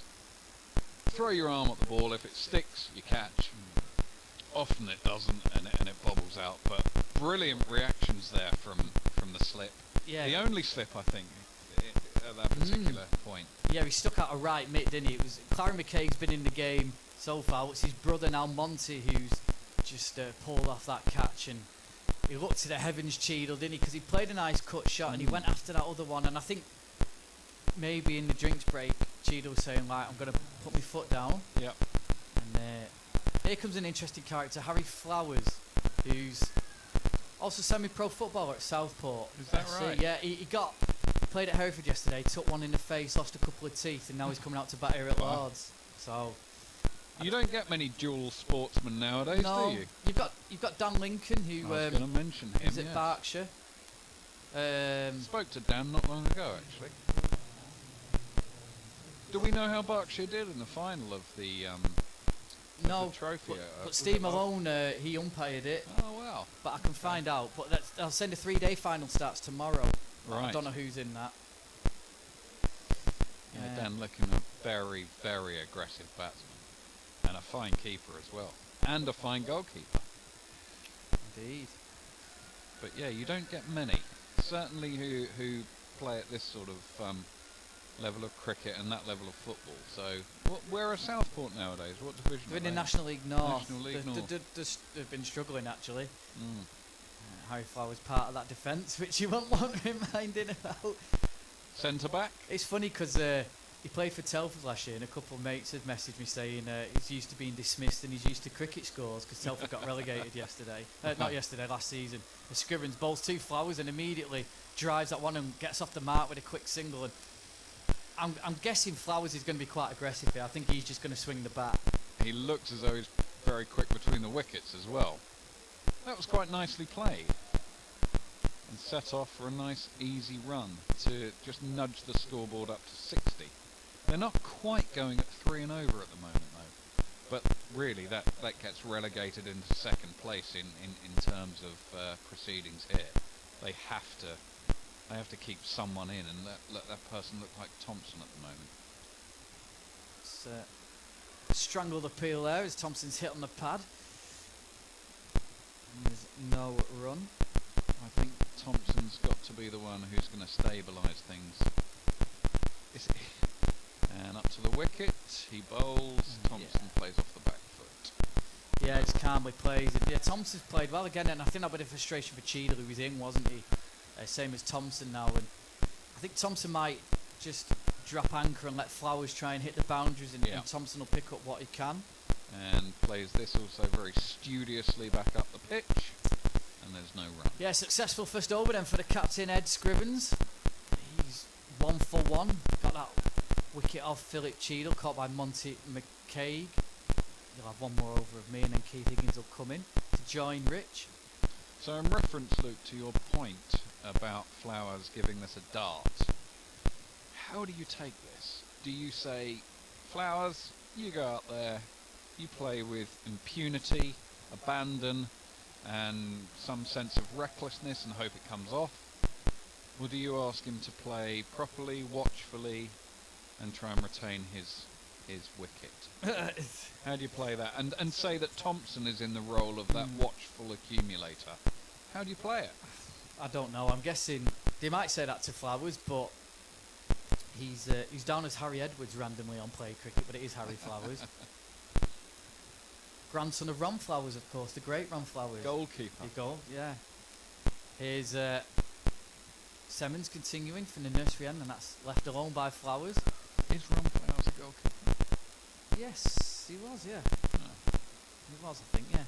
Former Chelsea keeper as well. It's a fairly accurate delivery there from Semmons. Yeah, here he's again running away from the nursery end, bowling, and Flowers playing and missing at that one, and he bashes down the bat in the pitch in frustration, going after that one. And comes in to... No, he doesn't. He stops his run up, catches the ball, and now he's running in. Here he's again, continuing. I'm just going to find out about the NCCA final for you. Here Flowers has driven that one back past the bowler. That's a crunching shot from Flowers through mid-off. Almost shot of the day. A beautiful shot from Flowers there. Bang, yeah. A bit uppish, not too much footwork, so potentially risky, but it came off that time. Not too many fielders in that V, and trickles off to the boundary for 4. So Berkshire won by 29 runs last week well done. against Cumbria. In a low-scoring game, they made 195 for 8 and bowled out Cumbria for 166 as Semmons continues and Flowers digging that one out. Let's see how your man Dan Lincoln did. Yeah. 15 off 25. So that's subdued for Dan Lincoln. It is. I'm going to have a look at the who's in the 3-day comp. He's got a rangy sort of look about him, Flowers. Long levers. Semmons bowls, and that's a good shot by Flowers, and that's 4. Through the covers again. That's going to be 4. We said he's not going to hang around, but he seems like he's got a good eye as well. Yeah, it does. Yeah, nicely played. Nicely steered down to the boundary for 4. Fielder had no chance of getting that one. It was struck very nicely. Moves on to 68 for 6 for Milford Hall. Run rate of just above 3 as we speak, and he's in. And again he's pulled. Yeah. But it was a decent effort, that, wasn't it? A decent shot, and not intended. Ball didn't land where intended there. Flat on the part of Flowers. also the NCCA final starts today between Buckinghamshire and Devon. Buckinghamshire. And that's being played at Sandwell and Dudley West Bromwich Cricket Club, and Bucks won the toss, 121 for 2 at the minute against Devon. Anyway, enough of me. Rich, give us your thoughts, and then we'll hear again from Keith Higgins. Yeah, we have an interesting dimension here with the introduction of Flowers. It looks as though he's going to maybe try and have a bit of a go here, with Thompson playing fairly serenely at the other end, 6 from 30 deliveries as we speak. And he bowls, and that looks like a boundary 4. Played off his legs quite nicely there from Thompson, taking him on to 10 from now 31 deliveries. And Keith is back. Hello, Keith. Hello again, Rich. Good to be back with you again. Yes, thanks very much. And I was going to say that while Luke and Rob were commentating, Milford Hall didn't lose a wicket. As soon as you come back in, Well, there we are. Philip Cheadle, who was very much holding it together. But I have to say, Harry Flowers, who's come in and really has looked quite, it's the first game he's played. When I did my stats, he'd not played any other game before, so I don't know where he has been. But 9 from 7 balls, he's given the innings a bit of impetus. And Mark Thompson, who's plays to the next ball from Ed Scrivens, plays him back for no runs, is very much the man who's holding it together at the moment. But interesting contest, but a little bit of a contest now, Rich. As just watch as the next ball defended by Thompson from Scrivens for no runs. Well, Flowers yesterday played for Southport in the National League North, and Luke said he was the recipient of an injury. A tactical injury? Oh, sorry lads, I've just got to go and... He actually had a couple of got something happening tomorrow, so I better just make sure I'm all right. A couple of teeth knocked out, apparently. Oh, wow. Oh, well. We'll have an interview with him afterwards, and we'll see if we can verify that. But anyway, end of the over. It's 23 overs gone. 72 for 6, Milford Hall. Flowers on 9, Thompson on 10. We were discussing dual sportsmen, particularly footballers and cricketers, actually. And I can't think of too many in the contemporary era. Going back, obviously, Leslie and Dennis Compton. And there would have been a few others. Chris Balderstone, I think, who became an umpire. Played a good level of football, but there aren't too many, certainly nowadays. But we do know of one. I don't think you just mentioned him, because Dan Lincoln. Yeah. Okay, it may not be Football League, but I don't think he's played for them this season. But last season was Dorking Wanderers regular goalkeeper in the National League, and of course captain of Berkshire, who once again won the NCCA Trophy final, didn't they, against Cumbria? He is not with Dorking anymore. Ah, where's he gone? Well, we'll watch anyway. There's a lovely shot there. Sorry, I'll come back to that in a minute. There's a lovely drive there by Flowers, and I think we're going to get the first 3 today, I think. Oh, it's going to be close. I think he's out. Has there been a run out? That is very contentious. That looked out to me from here. We've got a pretty good view of that. Oh, that was close. Oh. That was close. Thompson really threw himself in there and not out. That looks so close. We'll have another look on the screen in a moment. My first impression was out, I have Flowers to say. actually almost slapped Thompson there. I think by a few inches at least there. Got a pretty good view here. We're very square of the wicket. And like I say, my inclination there is out. But he survived, 75 for 6, and Flowers goes on to 12. And for the next ball bowled, it will be Thompson, who Well, it must have been the dive, I think, if nothing else. It looked close here, but yeah, I think that if we had DRS, I think that could have been, that would have been a very tight one. But maybe the right thing for umpire Steve Malone to give the benefit of the doubt. Anyway, Phil Simmons again in bowls, and this one's outside the off stump, and Thompson probably gathering himself after the last ball, happy to leave it alone. The fact that it wasn't out probably is throws a lifeline to Milford Hall, and they will be much relieved that they're not 7 down. This one looks wide outside the off stump by Simmons, ball, and yep, that's going to be given as a wide. Just have a look at Simmons' bowling figures. He's actually had I think he's had a fifer, if I have a look. No, Monty McKay. Yeah, he took, semi-final, 5 for 11 against Grand Pound Road, so very much the match winner in their comprehensive win in the semi-final, actually. Went all the way to Cornwall on a very, I think the first game was rained off, but they managed to go down for the replay the following week, and they went all the way back down to Cornwall and won by 137 runs. And it was very much Phil Simmons with 5 wickets that was the main person that took them to victory. Wicketless at the moment. And just this probing line outside the off stump, but Thompson not tempted. Still probably winded by that dive 3 balls ago to secure the 3rd run. No, and do you know what? Credit must be taken to Thompson. He's now faced 39 deliveries for his 10. So clearly a watchful innings. And up to the wicket, bowls to Thompson. Thompson Sort of presses left. forward. Yeah. And goes through to the keeper, and there's no run. But yeah, he must take credit for this innings. He's now faced 40 deliveries. He's scoring at 25 runs per 100 balls, but that's immaterial, really. He's still there and is anchoring this innings, it would seem.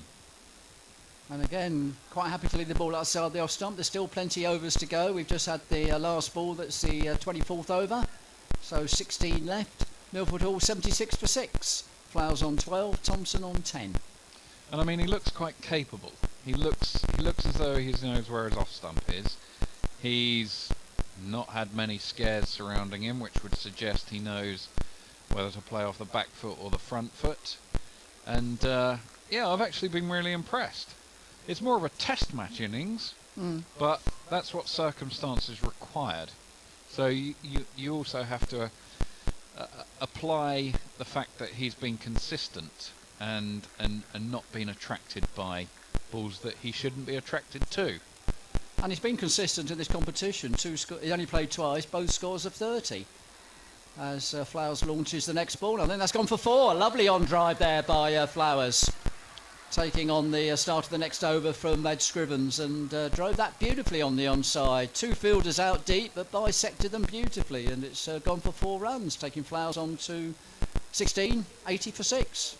And the contrast couldn't be more different, could it? 16 off 9 for Flowers, 10 off 41 for Thompson. Indicative of their different roles within this innings. Both very, very pivotal. Just seeing the shot again, that was a lovely on drive. You know, everything was in the right position there. And yes, sorry, if I call him Tim Flowers, please tell me off. Harry Flowers. And that was not a bad shot for the next ball, because I think Scrivens saw him coming down the wicket, so he held it back a bit. But he was clever enough, Flowers, just to drag it down through the offside. A bit wider as well, so good cricket all round. Good bowling by Scrivens, but good play by Flowers. Another single takes him on to 17, 81 for 6. Family history in football as well, Keith. I was reliably informed. I'll stop. There's the next ball from Scrivens, turn round the corner by Thompson, and going to be a chase round there for the fielder. Will he get there? I don't think he will. It's gone for 4. Another 4 for Thompson. That's his 3rd 4 of the innings. Takes him on to 14, 85 for 6. And just a bit of momentum coming in for Milford Hall. Probably commentator's curse there, Rich, but nice little shot there when the anchor is playing a shot like that. That's a sign that yeah, things looking all right. Wasn't aggressive, safe shot, well played, 4 runs. Absolutely. Scrivens again. See, what you don't want though, Keith, is is for that to be almost an attracting factor to go and play more shots. His Yeah. role is one of anchoring, and that's what it must be. Which he did on that ball. He played it in the offside, thought there was a single, but actually hit it straight to the fielder at backward point, and very quickly sent Flowers back, and that was good cricket, as was the next ball. You've Good got length, just defended back by Thompson for no runs. That one's outside the off stump, but no signal from the umpire. So the end of the 25th over. 85 for 6, Milford Hall. Flowers on 17, Thompson on 14. When you're playing the anchor role, you must see boundaries as almost bonus. Your role is to steadily accumulate rather than go for those expansive drives and cuts and pulls. So if you get a ball that's appropriate, that needs to go to the boundary, by all means, but don't go outside of the role that you've been defined as having. And we have the other McCaig coming on. Monty McKay coming on at the pavilion and taken over from Phil Summons, whose figure so far is 6 overs, 2 maiden, number 17. And I said it's Martin's other son, brother of Clary, Yeah. Monty And McKay. I think it's fair to say if he has a similar effect as his brother on this game, we're probably in for a pretty short day. Well, he's taken a catch already, got the last wicket. Cheadle out for 19, caught by Monty McCaig off the bowling of Scriven. Scriven's first or second ball, I seem to remember. So, yes, you would have thought, being an ex-England fast bowler, Martin McCaig, he will must be something in the genes.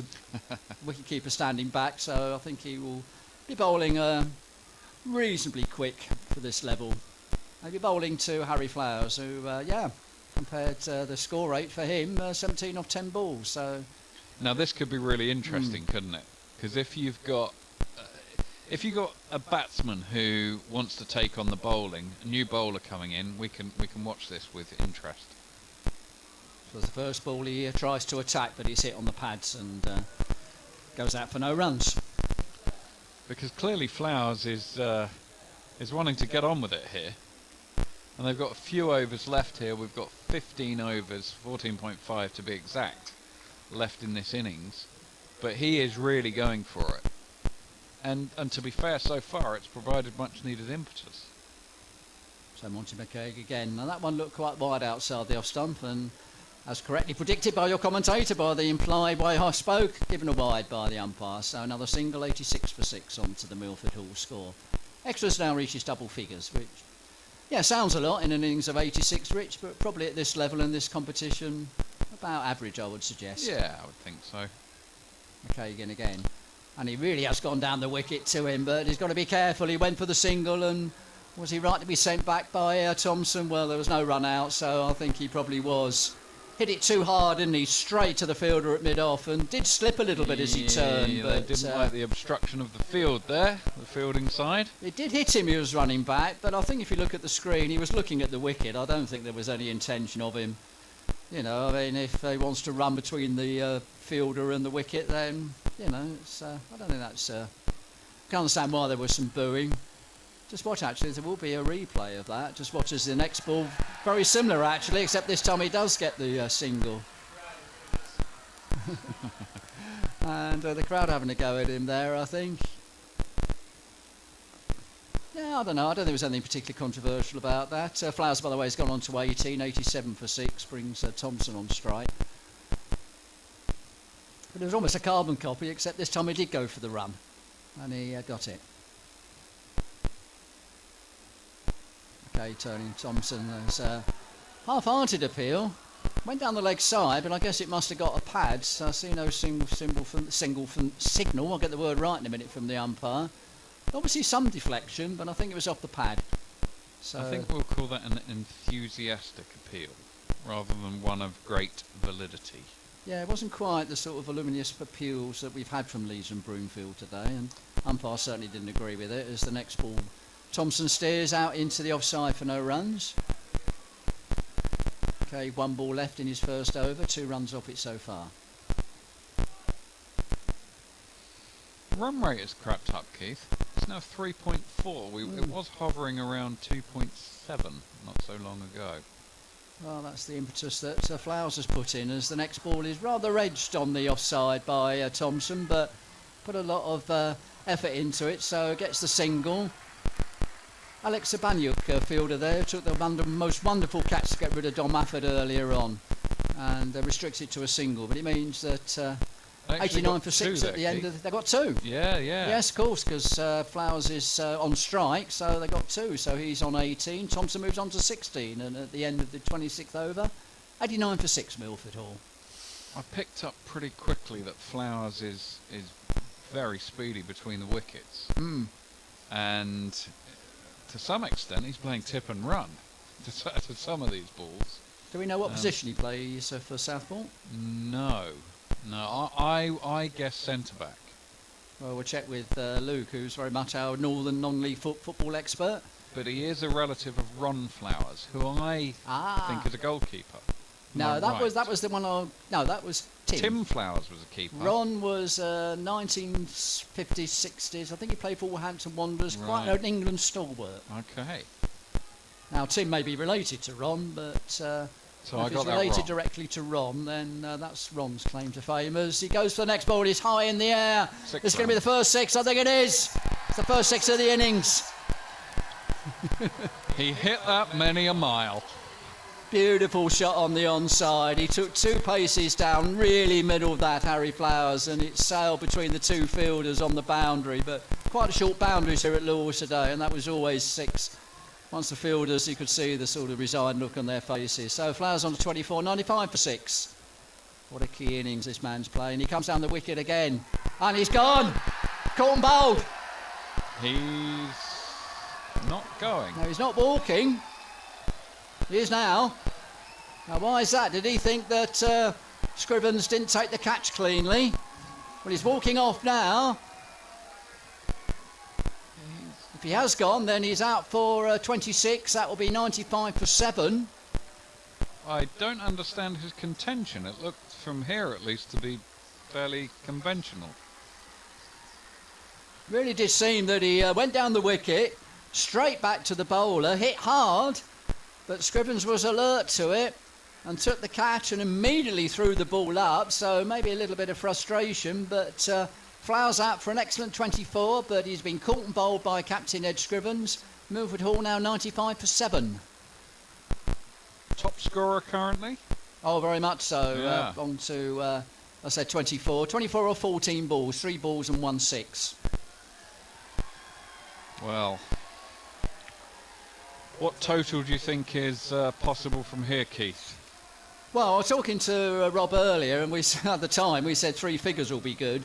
One would like to think they will get past that. So, but I think 40 over a game, you need 3 and over. So if they can get to 120, and I think a lot of responsibility now will be on Thompson's shoulders. He's been the anchor, and he's really got to try and steer the side through these remaining 14 overs. There's still a long way to go yet.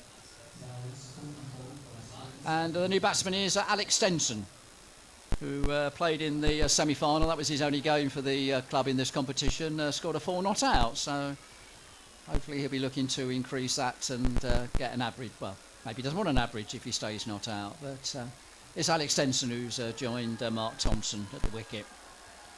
Yes, it was just the way that Scrivens sort of threw the ball up so quickly. And there was that controversy with Ben Stokes, was it, in the last Test match, where he threw the ball up and everyone said he hadn't really got control of it. Yeah. And he just seemed to throw it up very quickly. And whether that was what Flowers was saying, did he have control of the ball? But Very curious as to what his contention was. It just looked like a regulation caught and bowled to me. and a brilliant catch by Scrivens, who's now got 2 for 20 after 3.2 overs. And what a way to come back after being hit for 6 the previous ball. As Stenson's first ball, he plays defensively for no runs on the leg side. Interesting to see how Thompson now plays. Does that change his particular stance on this innings? Well, again, they've got plenty of overs. They've got 13 and a half left. So I think, again, a bit of consolidation will be what's needed here. As Scrivens again comes in and outside the off stump, taken by wicketkeeper Chris Davis. They're not going through the overs particularly quickly. But there's been a lot of wickets. Except Scrivens, of course, who bowls off a very short Yes. run with his off spin, and Stenson plays the next ball, plays it back down the pitch. So the end of the 27th over, 95 for 7. So successful one for Leeds and Broomfield, with Scrivens picking up the key wicket of Harry Flowers, caught and bowled for 24. Thompson on 16, Stenson on 0. And Rich will give you one more over, and then Rob will come in. So Yep. if you just brace yourself. The partnership, by the way, was 36 between Thompson and Flowers. Yeah. So by far and away the top partnership, well, not far and away, but certainly the top partnership of the innings so far. I mean, contextually speaking, that 24 is huge within the context of the innings, isn't it? Top scorer, made them very quickly, got the run rate up to 3.6, when, like I said before, it was hovering around 2.7, so a very, very useful knock. It is, as long as they can use the overs, Oh, I think yeah. that's the trouble. If they're bowled out in 32, 33 overs, then all that good work is lost, because Yeah. Milford, Leeds and Broomfield will have the 40 overs to get back. But anyway, new over by Monty McCaig, bowling to Thompson, who turns it nicely off his legs, straight to the field. Mitchinson on the square leg boundary. Single takes him on to 17, 96 for 7. Brings Stenson on strike. No, I think you have little periods where you might think, oh, we're in the second half of the innings, but I think another little consolidation is needed here, and I think the pressure is back on Mark Thompson. He's played a good anchor innings, and he's got to stay there probably to the end now, as Monty McKay comes in. Big appeal, but again, appeal from the loudest appeals from square of the wicket, which always makes me think that that is definitely not out. He seemed a little way forward there, did Stenson, so not sure the umpire was going to give that. Do you think perhaps there is an inverse relationship between the noise and pints?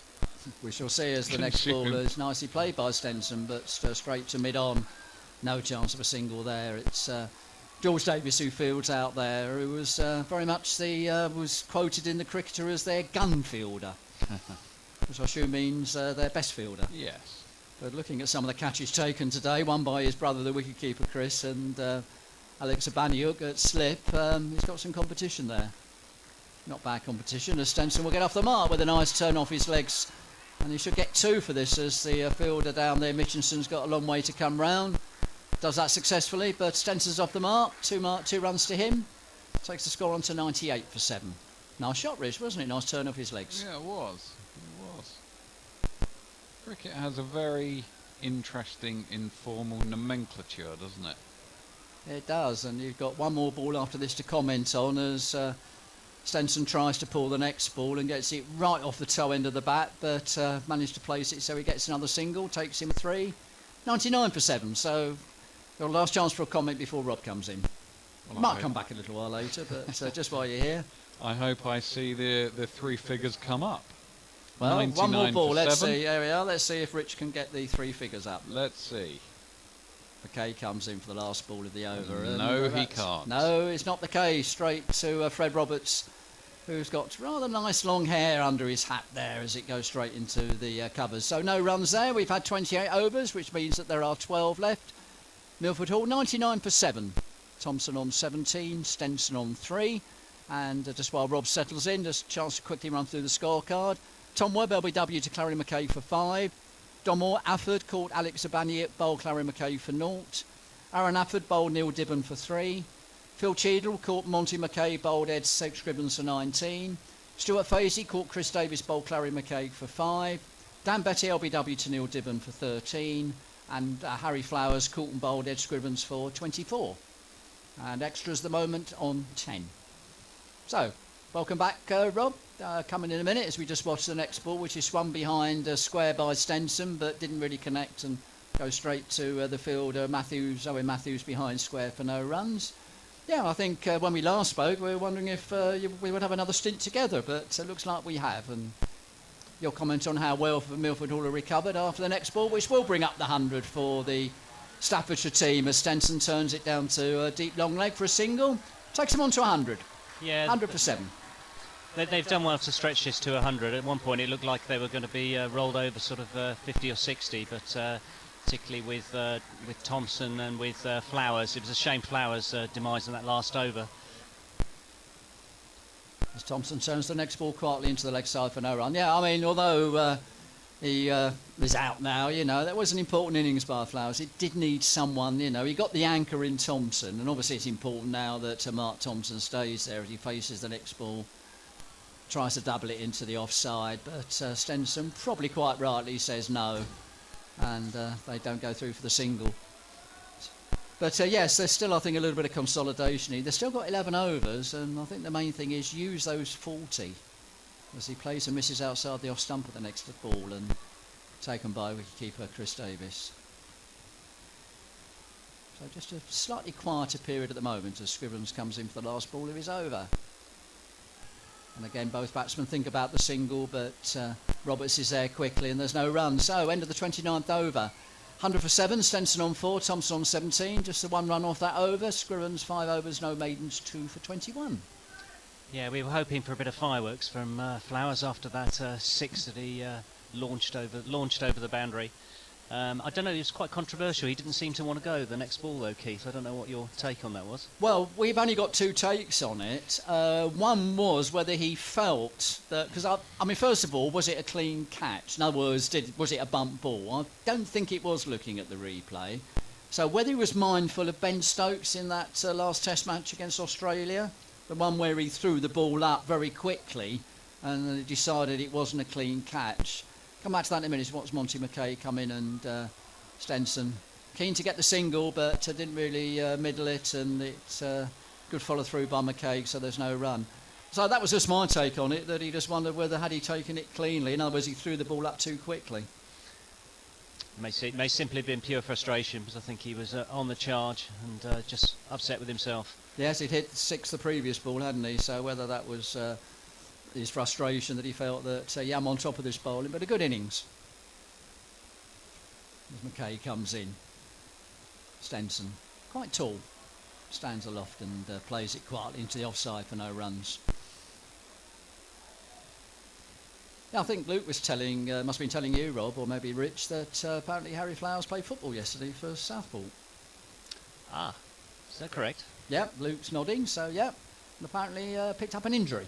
I saw the picture. I thought I figured that was a cricket injury rather than a football one.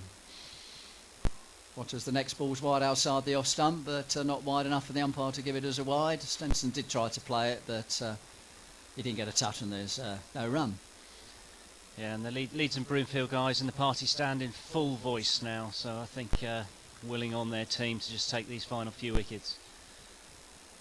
But equally, can Milford, as I said, just eke out a few more runs as Stenson plays correctly back down the wicket for no runs. Yes, he's doubled his score in the competition this year. He actually only played one game, that was the semi-final, and he was 4 not out, so he's now got 8 runs without being out. So difficult to know what his capabilities are. Just looking at his bowling, I can't see anything from his bowling, so... big appeal, but that was not a big appeal. It was the wicketkeeper Chris Davis getting quite excited. But that looked awfully high, and simple leg by taken. Takes the score under 101 for 7. Yeah. We'll put it this way, Fred Roberts' extra cover didn't appeal. So if Fred Roberts didn't think it was worth appealing for, then it clearly wasn't out, and he would have a good position to tell it was too high. Well, chance for Stenson to become a hero. What better place than the home of cricket? Well, that looked pretty wide to me, and I think the umpire's going to turn around and give that as a wide against McKay. So another run goes on the total, 102 for 7. All valuable runs.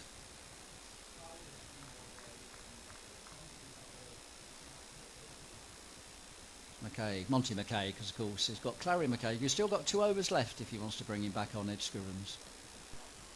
Nice cut there by Thompson, and does that beat the fielders? No, there's 2 fielders there converge on it, one from the cover boundary, one from third man, and good fielding between them. One of them was Clary McKay, and they did well there, the 2 of them, to keep that down to 2 runs, but takes Thompson on to 19, I would assume, and that should be the end of the over.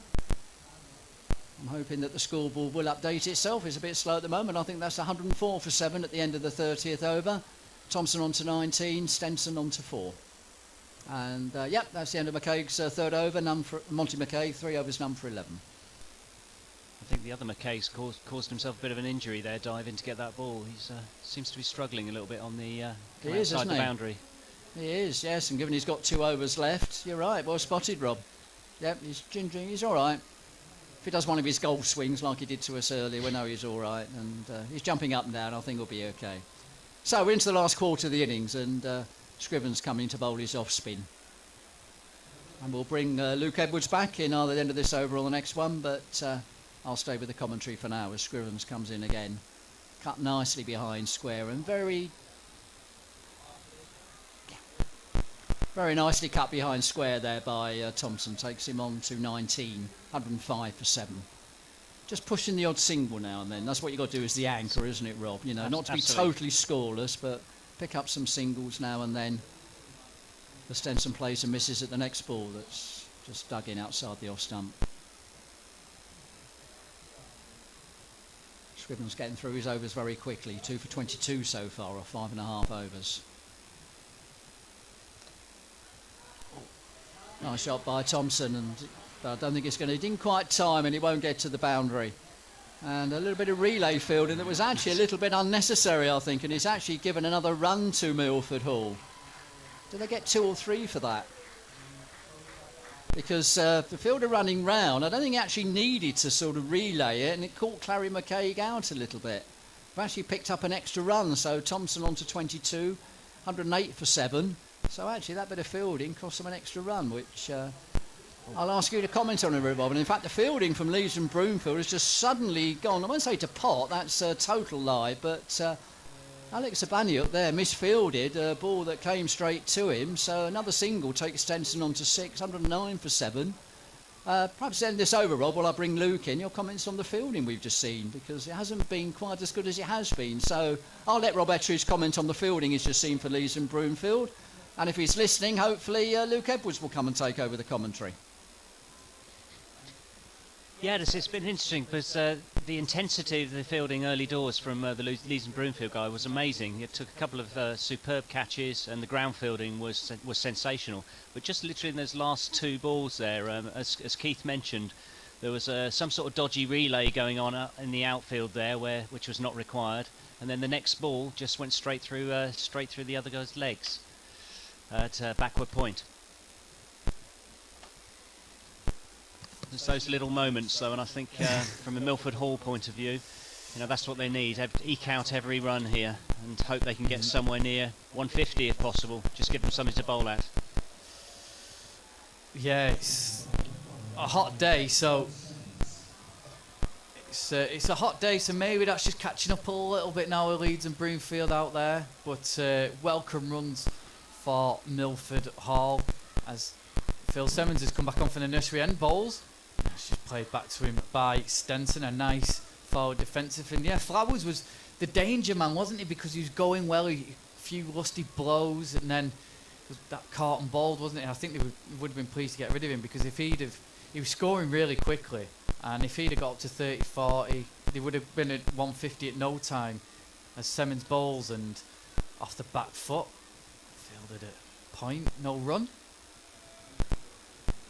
Well, I was just saying to Rich then outside, though, Thompson, he's batted well, but he doesn't look like he's going to go big, does he? It doesn't. No, I think let the other guys play around him. I think if he can just stick there to the end and just eke out these last few overs.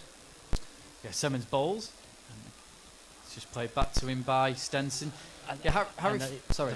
The football chants coming from the Leeds and Broomfield stand, all up on their feet. Yeah, only one section which is louder than the other. Milford Hall fans are the only thing they're enjoying, I think, at the minute is the sun. Some local heroes there to celebrate in the pub.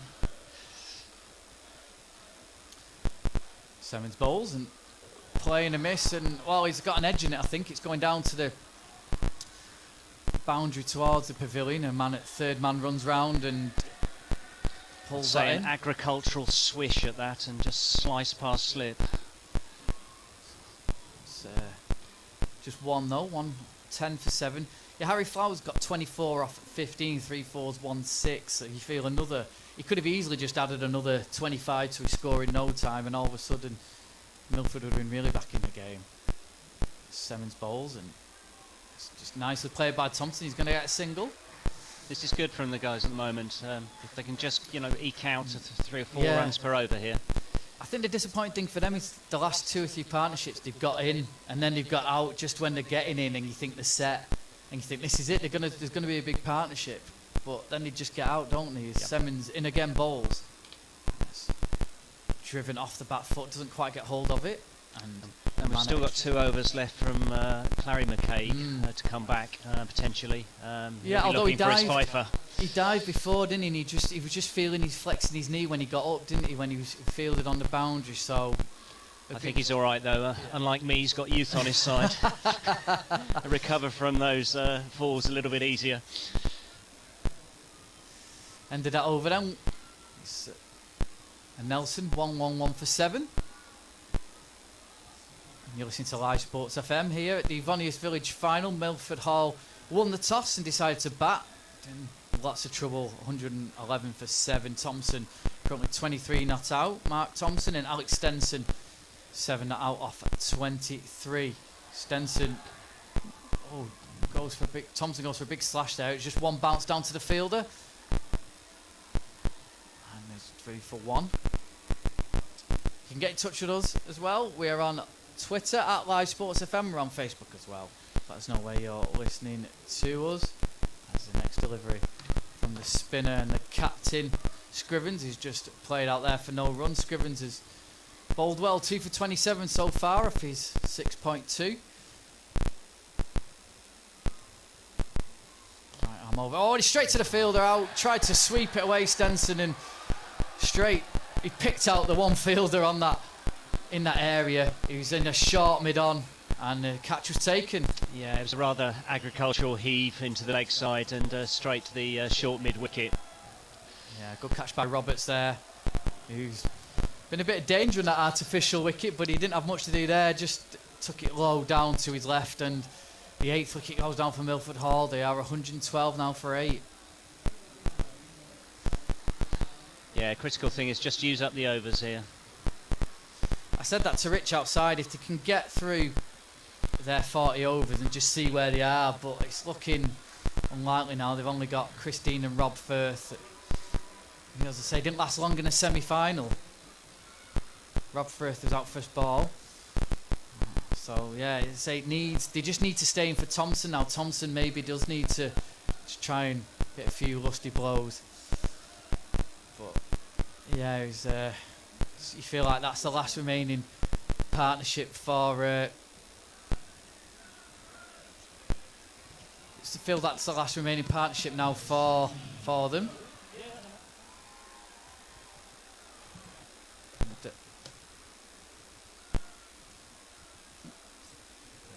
And Rich is coming back in alongside us. Luke, hi again. Hello again.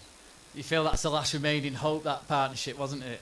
Well, I reckon the next batsman got to be good. He's got to hang around, hasn't he? He's got a great name. Oh, Christine, of course, yeah. No relation, I take it. No. But let's hope he has some stardust. Well, Thompson, as I say, he doesn't look like a dasher, but now you feel he's got to try and go big. Yeah, you feel that his role might have to adapt to being a bit more expansive, let's say. He is the set batsman, Thompson, but it is Christine who's come out, just assessing the field, just having a quick look around the right-hander. Taking his time, just making Scrivens wait. Crowd get involved, Scrivens into Dean and pulls it away, and the man at Gully That's thought he was in the going for game, and 4. in fact it's gone through the man at Gully, and he's going to get at least 2, possibly 3, or want a third Dean, and it's just pulled in by the boundary, and he does get 3, but Fielder will be a bit disappointed there. Yeah, he will. He will. It seemed to go very close, or indeed through him, but went down to the boundary for 3. I think that's our second 3 of the day, if I remember rightly.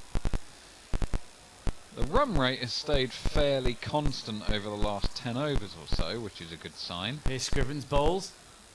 Playing a miss by Thompson. But then you look at the wickets, and that's a very bad sign. Surprised McKaig's not come back on. Maybe Yeah. they'll bring it back on now to clean up the tail potentially. But Very he's just good doing point. some stretching in front of us on the boundary.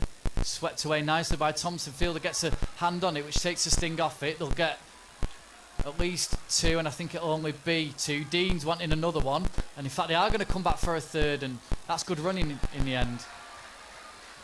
They don't look like 2, but yeah, Dean was keen to get down the other end. He was. And that is the end of the over. So Thompson will stay on strike. So a funny old over there. A wicket gone, but they got quite a few off that. Yeah, you do feel with Thompson having faced 62 deliveries, should have his eye in, should be cognizant of the conditions and the vagaries of the Lord's ground with the slope and such. He's probably accustomed to that quite nicely, and it's probably incumbent upon him therefore to push on a bit. Yeah, 7 off that over. That's a good over. Not a bad over, yeah. Semmens is going to continue though from the nursery end. But off air I was speaking to Keith about the target perhaps being 150. I think that looks fairly optimistic now. I think they'd snap your hand off. I think if they you would. gave him 150. I think they would. Semmens none for 19 so far as he starts his final over of his spell.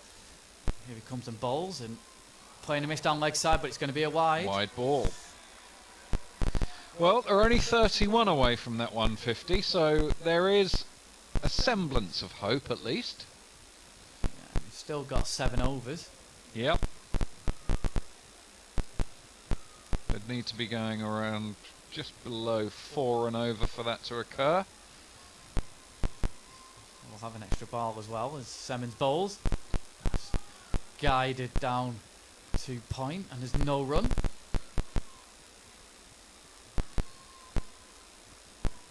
Interesting phase to see how Thompson's going to play this.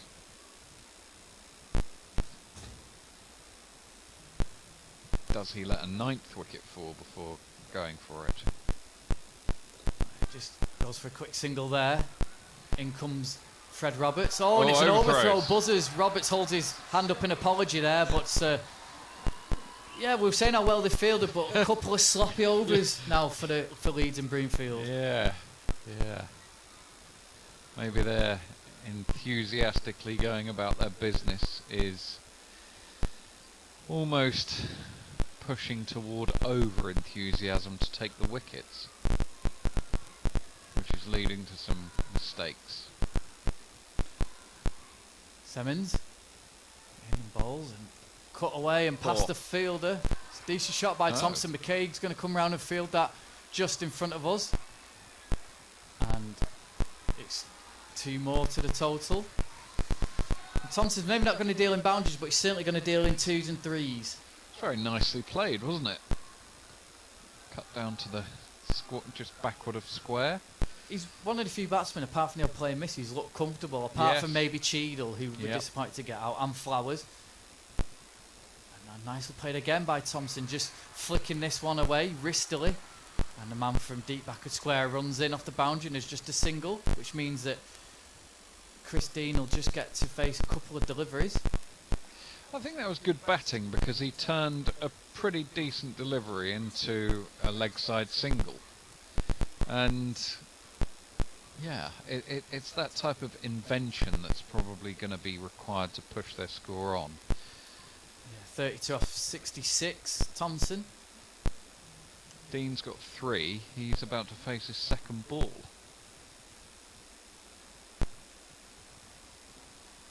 He's on 3. And he's just nicely in behind that one, shuffling back into his crease and just playing that one back, and you feel that that's his job now. He's going to block and... Played very yeah. studiously. Well, he was so keen. He's keen to get that 3 before, so he wasn't on strike, wasn't he? He was scampering. He looks quite quick off the mark, Christine, so... He does. Imagine he's not going to scamper 3 for a single this time. Plays and misses and appeal for a stumping, but he's well in, I think, looking at his foot there. And he survives.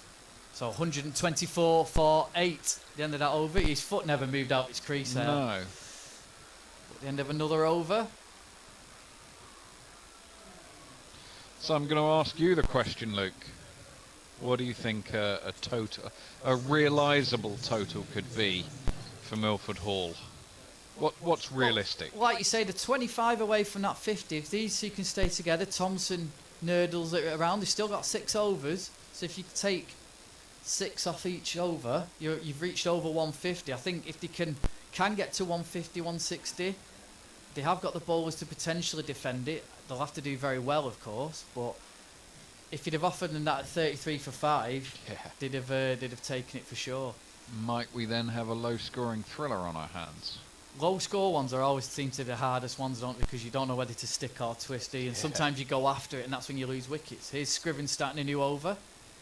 Just calmly playing that one, Thompson. Yeah, I think they're that keen to, think, oh, it's a low total, we'll knock these off, and all of a sudden you can get into a comfort zone, can't you? Scriven's bowled. Thompson cutting that one away, but finds a fielder at point, and there's no run. Getting through his overs quickly as well, Scrivens. Thompson seemed to want to play that off the front foot, whereas the shot was definitely a back foot shot. Oh, and that was playing a miss, and wicketkeeper can't gather it in, and he scamper through for a bye. Another one to the total. So 25 to reach that magic 150. I think the roar will go up from the Milford Hall fans if they reach that. It's Dean back on strike.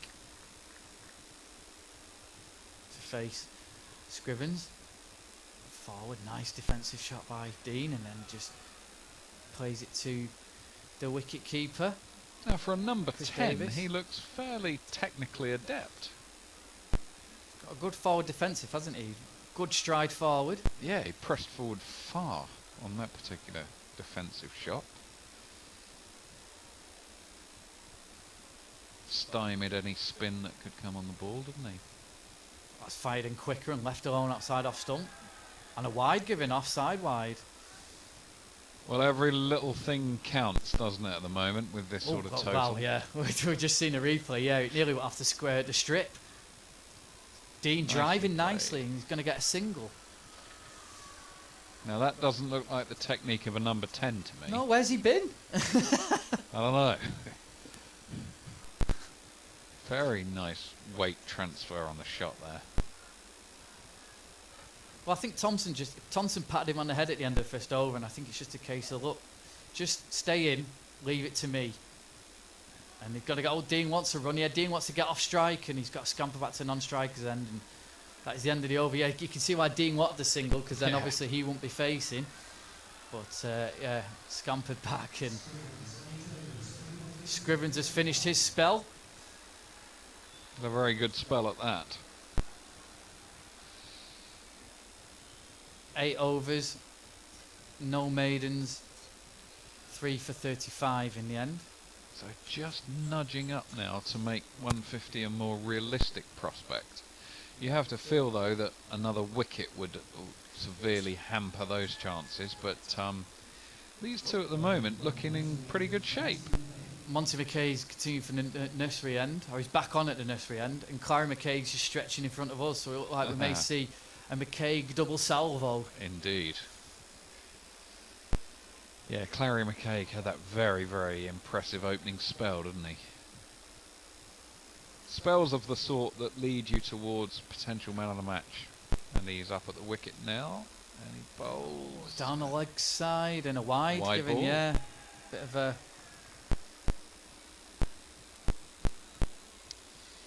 Just a leg side wide there. Loosener from McCaig. Oh, Ollie Westbury of Shropshire. He's just messaged me saying, is that you on comms? It sounds suspicious like, yeah, it is me, Ollie. Thank you for listening in. Right, here is McCaig with a shot and run up, and then explodes when he gets to the crease, and kind of playing a miss, but the ball dies in front of the wicket keeper. There's no run.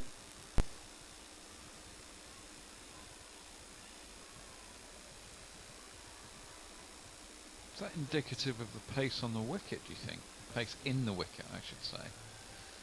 Because that ball did very much die on the keeper. Ah, Ollie's here, actually.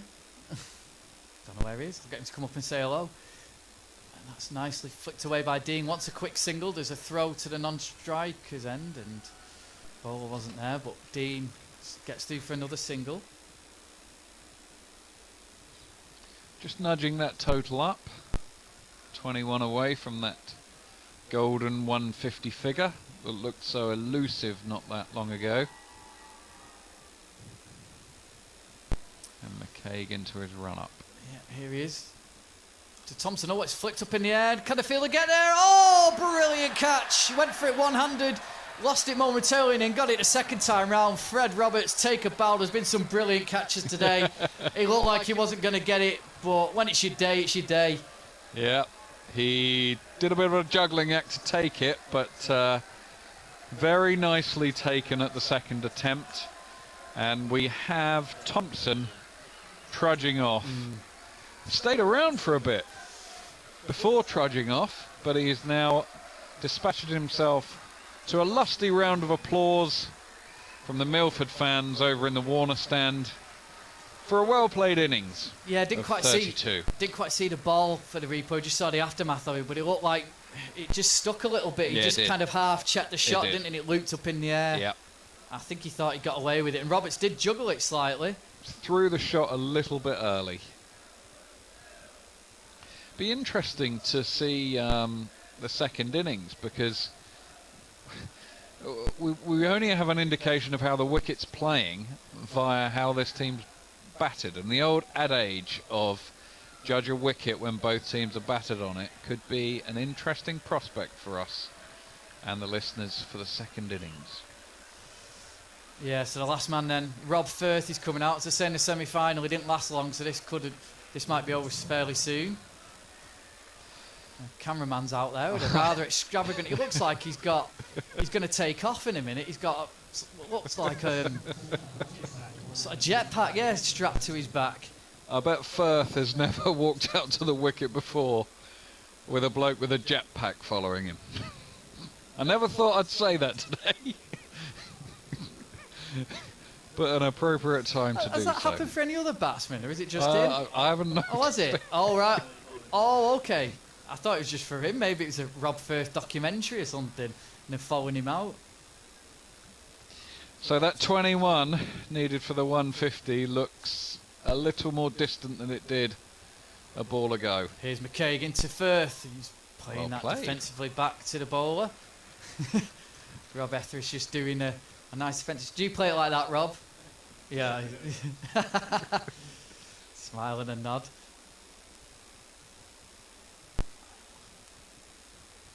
I think it was Jack Etheridge that revealed a lot about his father's batting at a previous game in this tournament. Here's McCaig into Firth, playing a miss. Appeal for caught behind. Umpire Steve Malone not interested.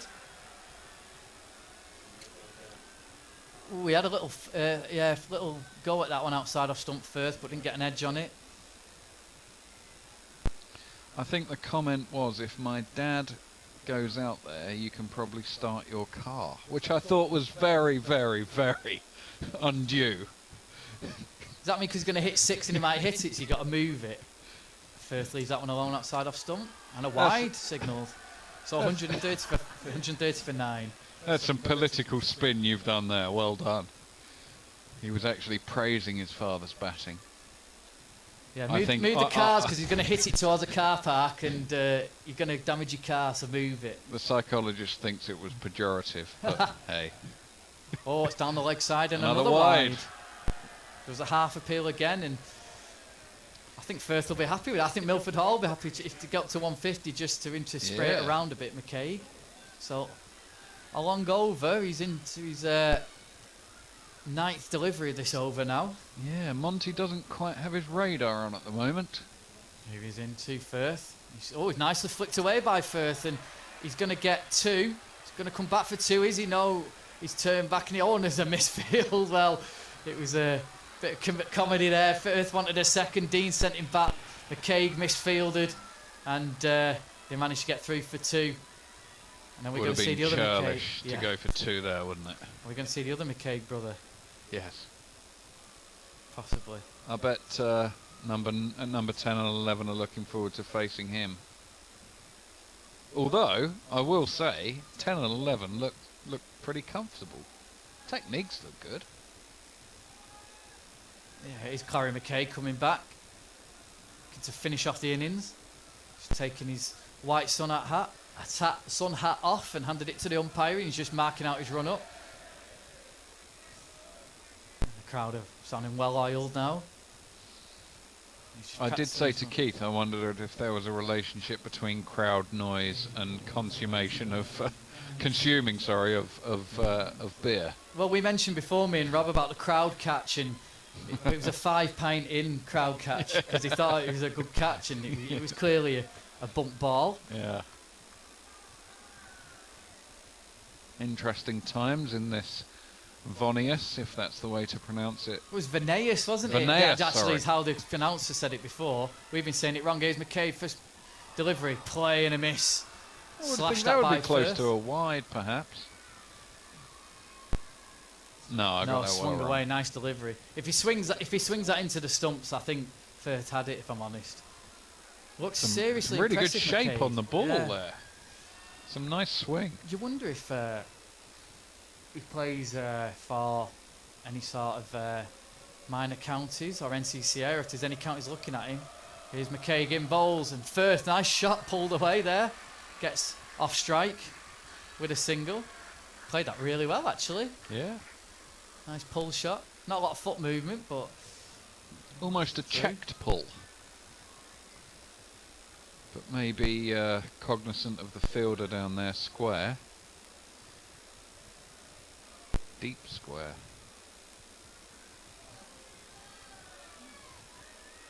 McKay again. left alone outside. Off stump by Dean.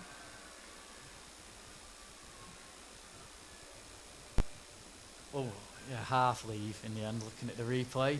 Kind of went to play it and then pulled out at the last minute. Well, I have to say, for 10 and 11, there's a level of comfort that I wouldn't have expected, allied to pretty good technical prowess. Okay, game bowls, and Dean came forward and then rocked back into his crease and just plays that out to square leg, and there's no run. It's like a short square leg, almost a shortish mid on. Fred Roberts in there, who's been almost on that AstroTurf all day.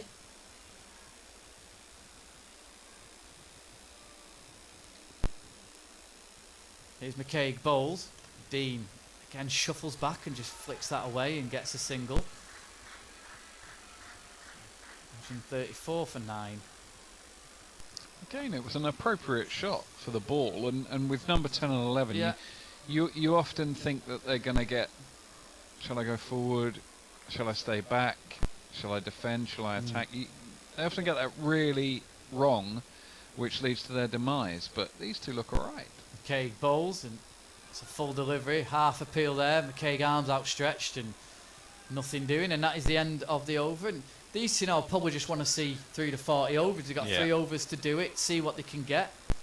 And 134 for 9 here on Live Sports FM. He's achieving some very nice outswing, isn't he, McKay? Very impressive bowling performance, going at under 4 and over and picking up 3 wickets. Been very, very central. I mean, that wicket of Afford was particularly central to their successes in That's a bowling. really good delivery though, wasn't it? Oh yeah, it was. It's well, very well. So it is McKaig's from both ends. Onto McKaig's into his 5th now. Clary's got 1 more left. Here is Monty in bowls. That's a nice driven shot there. Picked up by the man now at deep extra cover. And there's no run. Half volley, and Dean hit that well, not well enough though, because it did go straight to the fielder. He was a bit disappointed with himself more with the where he hit it. Here's Dean on 1 strike 2. McKay bowls. And playing back, and there's an appeal for a wide there. Nothing doing that time from Steve Malone. Oh, he was chasing that. That must have been close to a wide, that delivery. Chasing it down the slope there. That's where Lords is different to play on. Yeah, a bit of an anomaly. Appeal for LBW, big appeal. Steve Malone, nicknamed Piggy, turns that down. Do we know the derivation That's of that outside name? off stump. He moved right across to his off stump there, so that was never out. Not sure. Known as Mad or Piggy, apparently, by his Mad colleagues. or Piggy. Suggestive of his character? Maybe he likes. Maybe he's gonna trough up the tea. Oh dear. Yeah.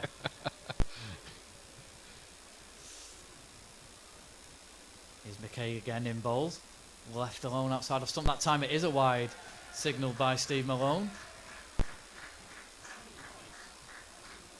So we've had 19 extras now, of which 11 are wides. 11 wides, wow. That is a few, isn't it? Here is McKay in bowls.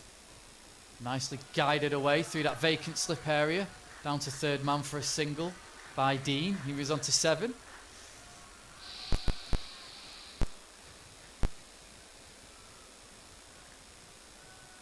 Well, 14 away from that elusive 150. I think... Oh, McKaig's in again, hold. bowls. First down the track, hits him on the pad. They're going to scamper through for a leg by. 137 for 9. I think if we get 150, we can justify a contest, Yeah, can't we?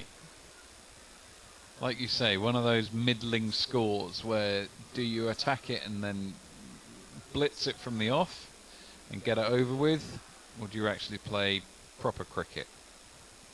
Interesting.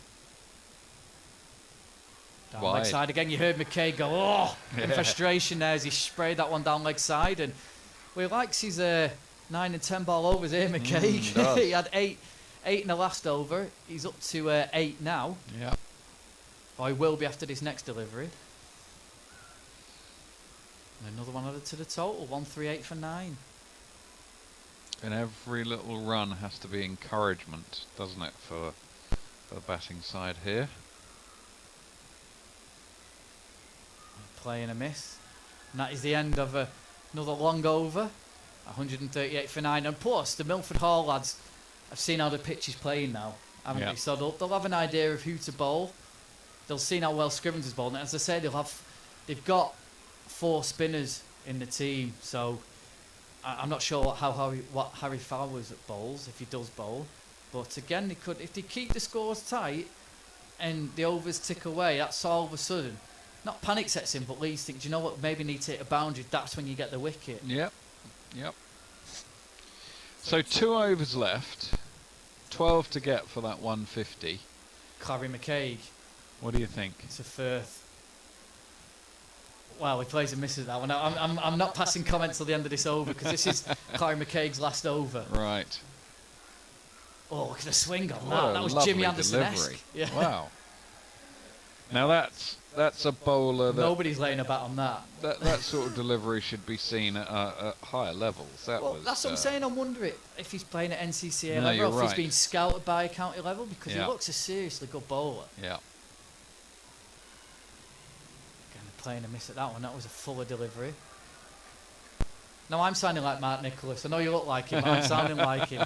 Oh, again, swing. Again, full the away yeah. swing, the shape on that ball. If he swings that in, he's Firth toast, isn't he? See, what I think may happen is, as that goes down the slope, a batsman is going to catch it and give a nick to the keeper. Oh, he's teasing him. He's going to swing this one in. Yeah. Well, Firth, it's dropped. First driving at that one, it's been dropped. Ooh. Extra cover. It was a one-handed attempt.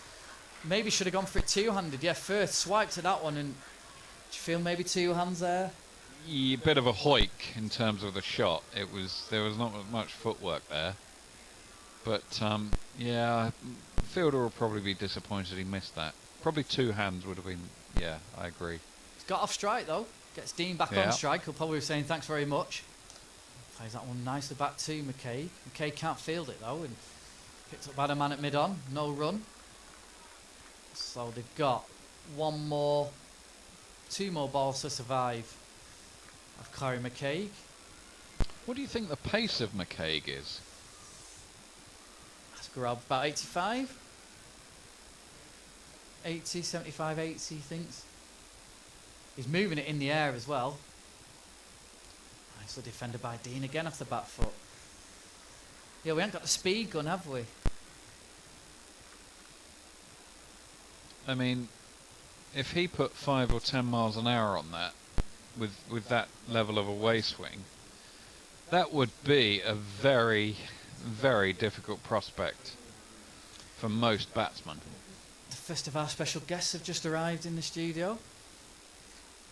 Oh, I called it a studio. It's our box. It's not a studio, it's a box. Here's McCaig, Bowles, Dean, sort of flapping that one. Oh, there's going to be a run out, I think. He's going to be out. It's gone, yeah. Yeah. Well, Firth was halfway down the track and was really slow to turn round, but that is the end of the innings. Yeah. And they're all out for 139. Well, they just had one ball to see out there, McCaig. It wasn't a great shot by Dean.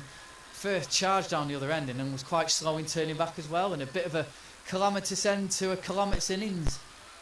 Well, we said 150 would be an intriguing total to test in the second innings, but it proved too elusive. 11 shy of that, and I would think if you were a betting man, or you were an odds compiler, or you were looking at the win percentage, I would say... The Wasp is on 80%. There you go. I would say 85-15. And it is Wasp weather. Leeds and in Leeds and Broomfield's favour, obviously, but yeah, it's been a very, very staccato innings. It hasn't let flow due to the wickets that have fallen at regular intervals, and that's really been the order of this first innings. Nothing has really been allowed to develop in the way that you would want in any cricket match, let alone a final. And Leeds and Broomfield fielders just applauding vocal fans as they walk off. So I'll just run through the scorecard. So Tom Webb, LBW to Clark McCaig for 5. Dominic Afford, brilliantly caught by Alex Shabaznik in the first over off the bowling of McCaig for a duck. Aaron Afford bowled by Neil Dibbin for 3. Phil Cheadle, a valiant innings from him, 19 off 47. He was caught brilliantly by Monty McCaig at slip off the bowling of Ed Scrivens, the captain. Stuart Fazy caught behind by Chris Davis off the bowling of Clark McCaig for 5. Daniel Betty, the captain, LBW to Neil Dibbin for 13. Mark Thompson caught by Fred Roberts off Monty McCaig, brilliantly caught as well. Another great catch, one-handed by Fred Roberts off the bowling of Monty McCaig for 32 off 71 deliveries. Harry Flowers, a swashbuckling innings from him. 15 figures, Neil Dibbin, 8 overs, 2 maidens, 2 for 16. Clark McCaig, 8 overs, 2 maidens, 3 for 28. Philip Semmons, 8 overs, 2 maidens, none for 25. Owen Matthews, 2 overs, no maidens, none for 8. Ed Scrivens, 8 overs, no maidens, 3 for 35. And Monty McCaig, 5 overs, no maidens, 1 for 19. Penetrative as Leeds and Bromfield were, and we could see some sort of competitive game then. If Milford get off to a flyer, if Leeds and Broomfield get off to a flyer, I think we're done and probably dusted quite early. But those first few overs will be really interesting to see for us and for listeners to engage with. So stay with us. We could have something very, very interesting. Low scoring games can be very, very, very interesting to watch and listen to. So stick with us on Live Sports FM and see what materialises this afternoon. Yeah, me and Rich are going to head off and get something to eat. Keith's going to be nice. with you shortly with a very special guest. It's cricket on Live Sports FM. We've got so many posers in the game at the moment, it's frightening. I mean, we brought the European game over here where they're falling on. I mean, we didn't invent that. We got rid of it. The highlights of my career, I have been beating some of the best fighters pound for pound in the world. Roberto Duran, Tommy Hearns,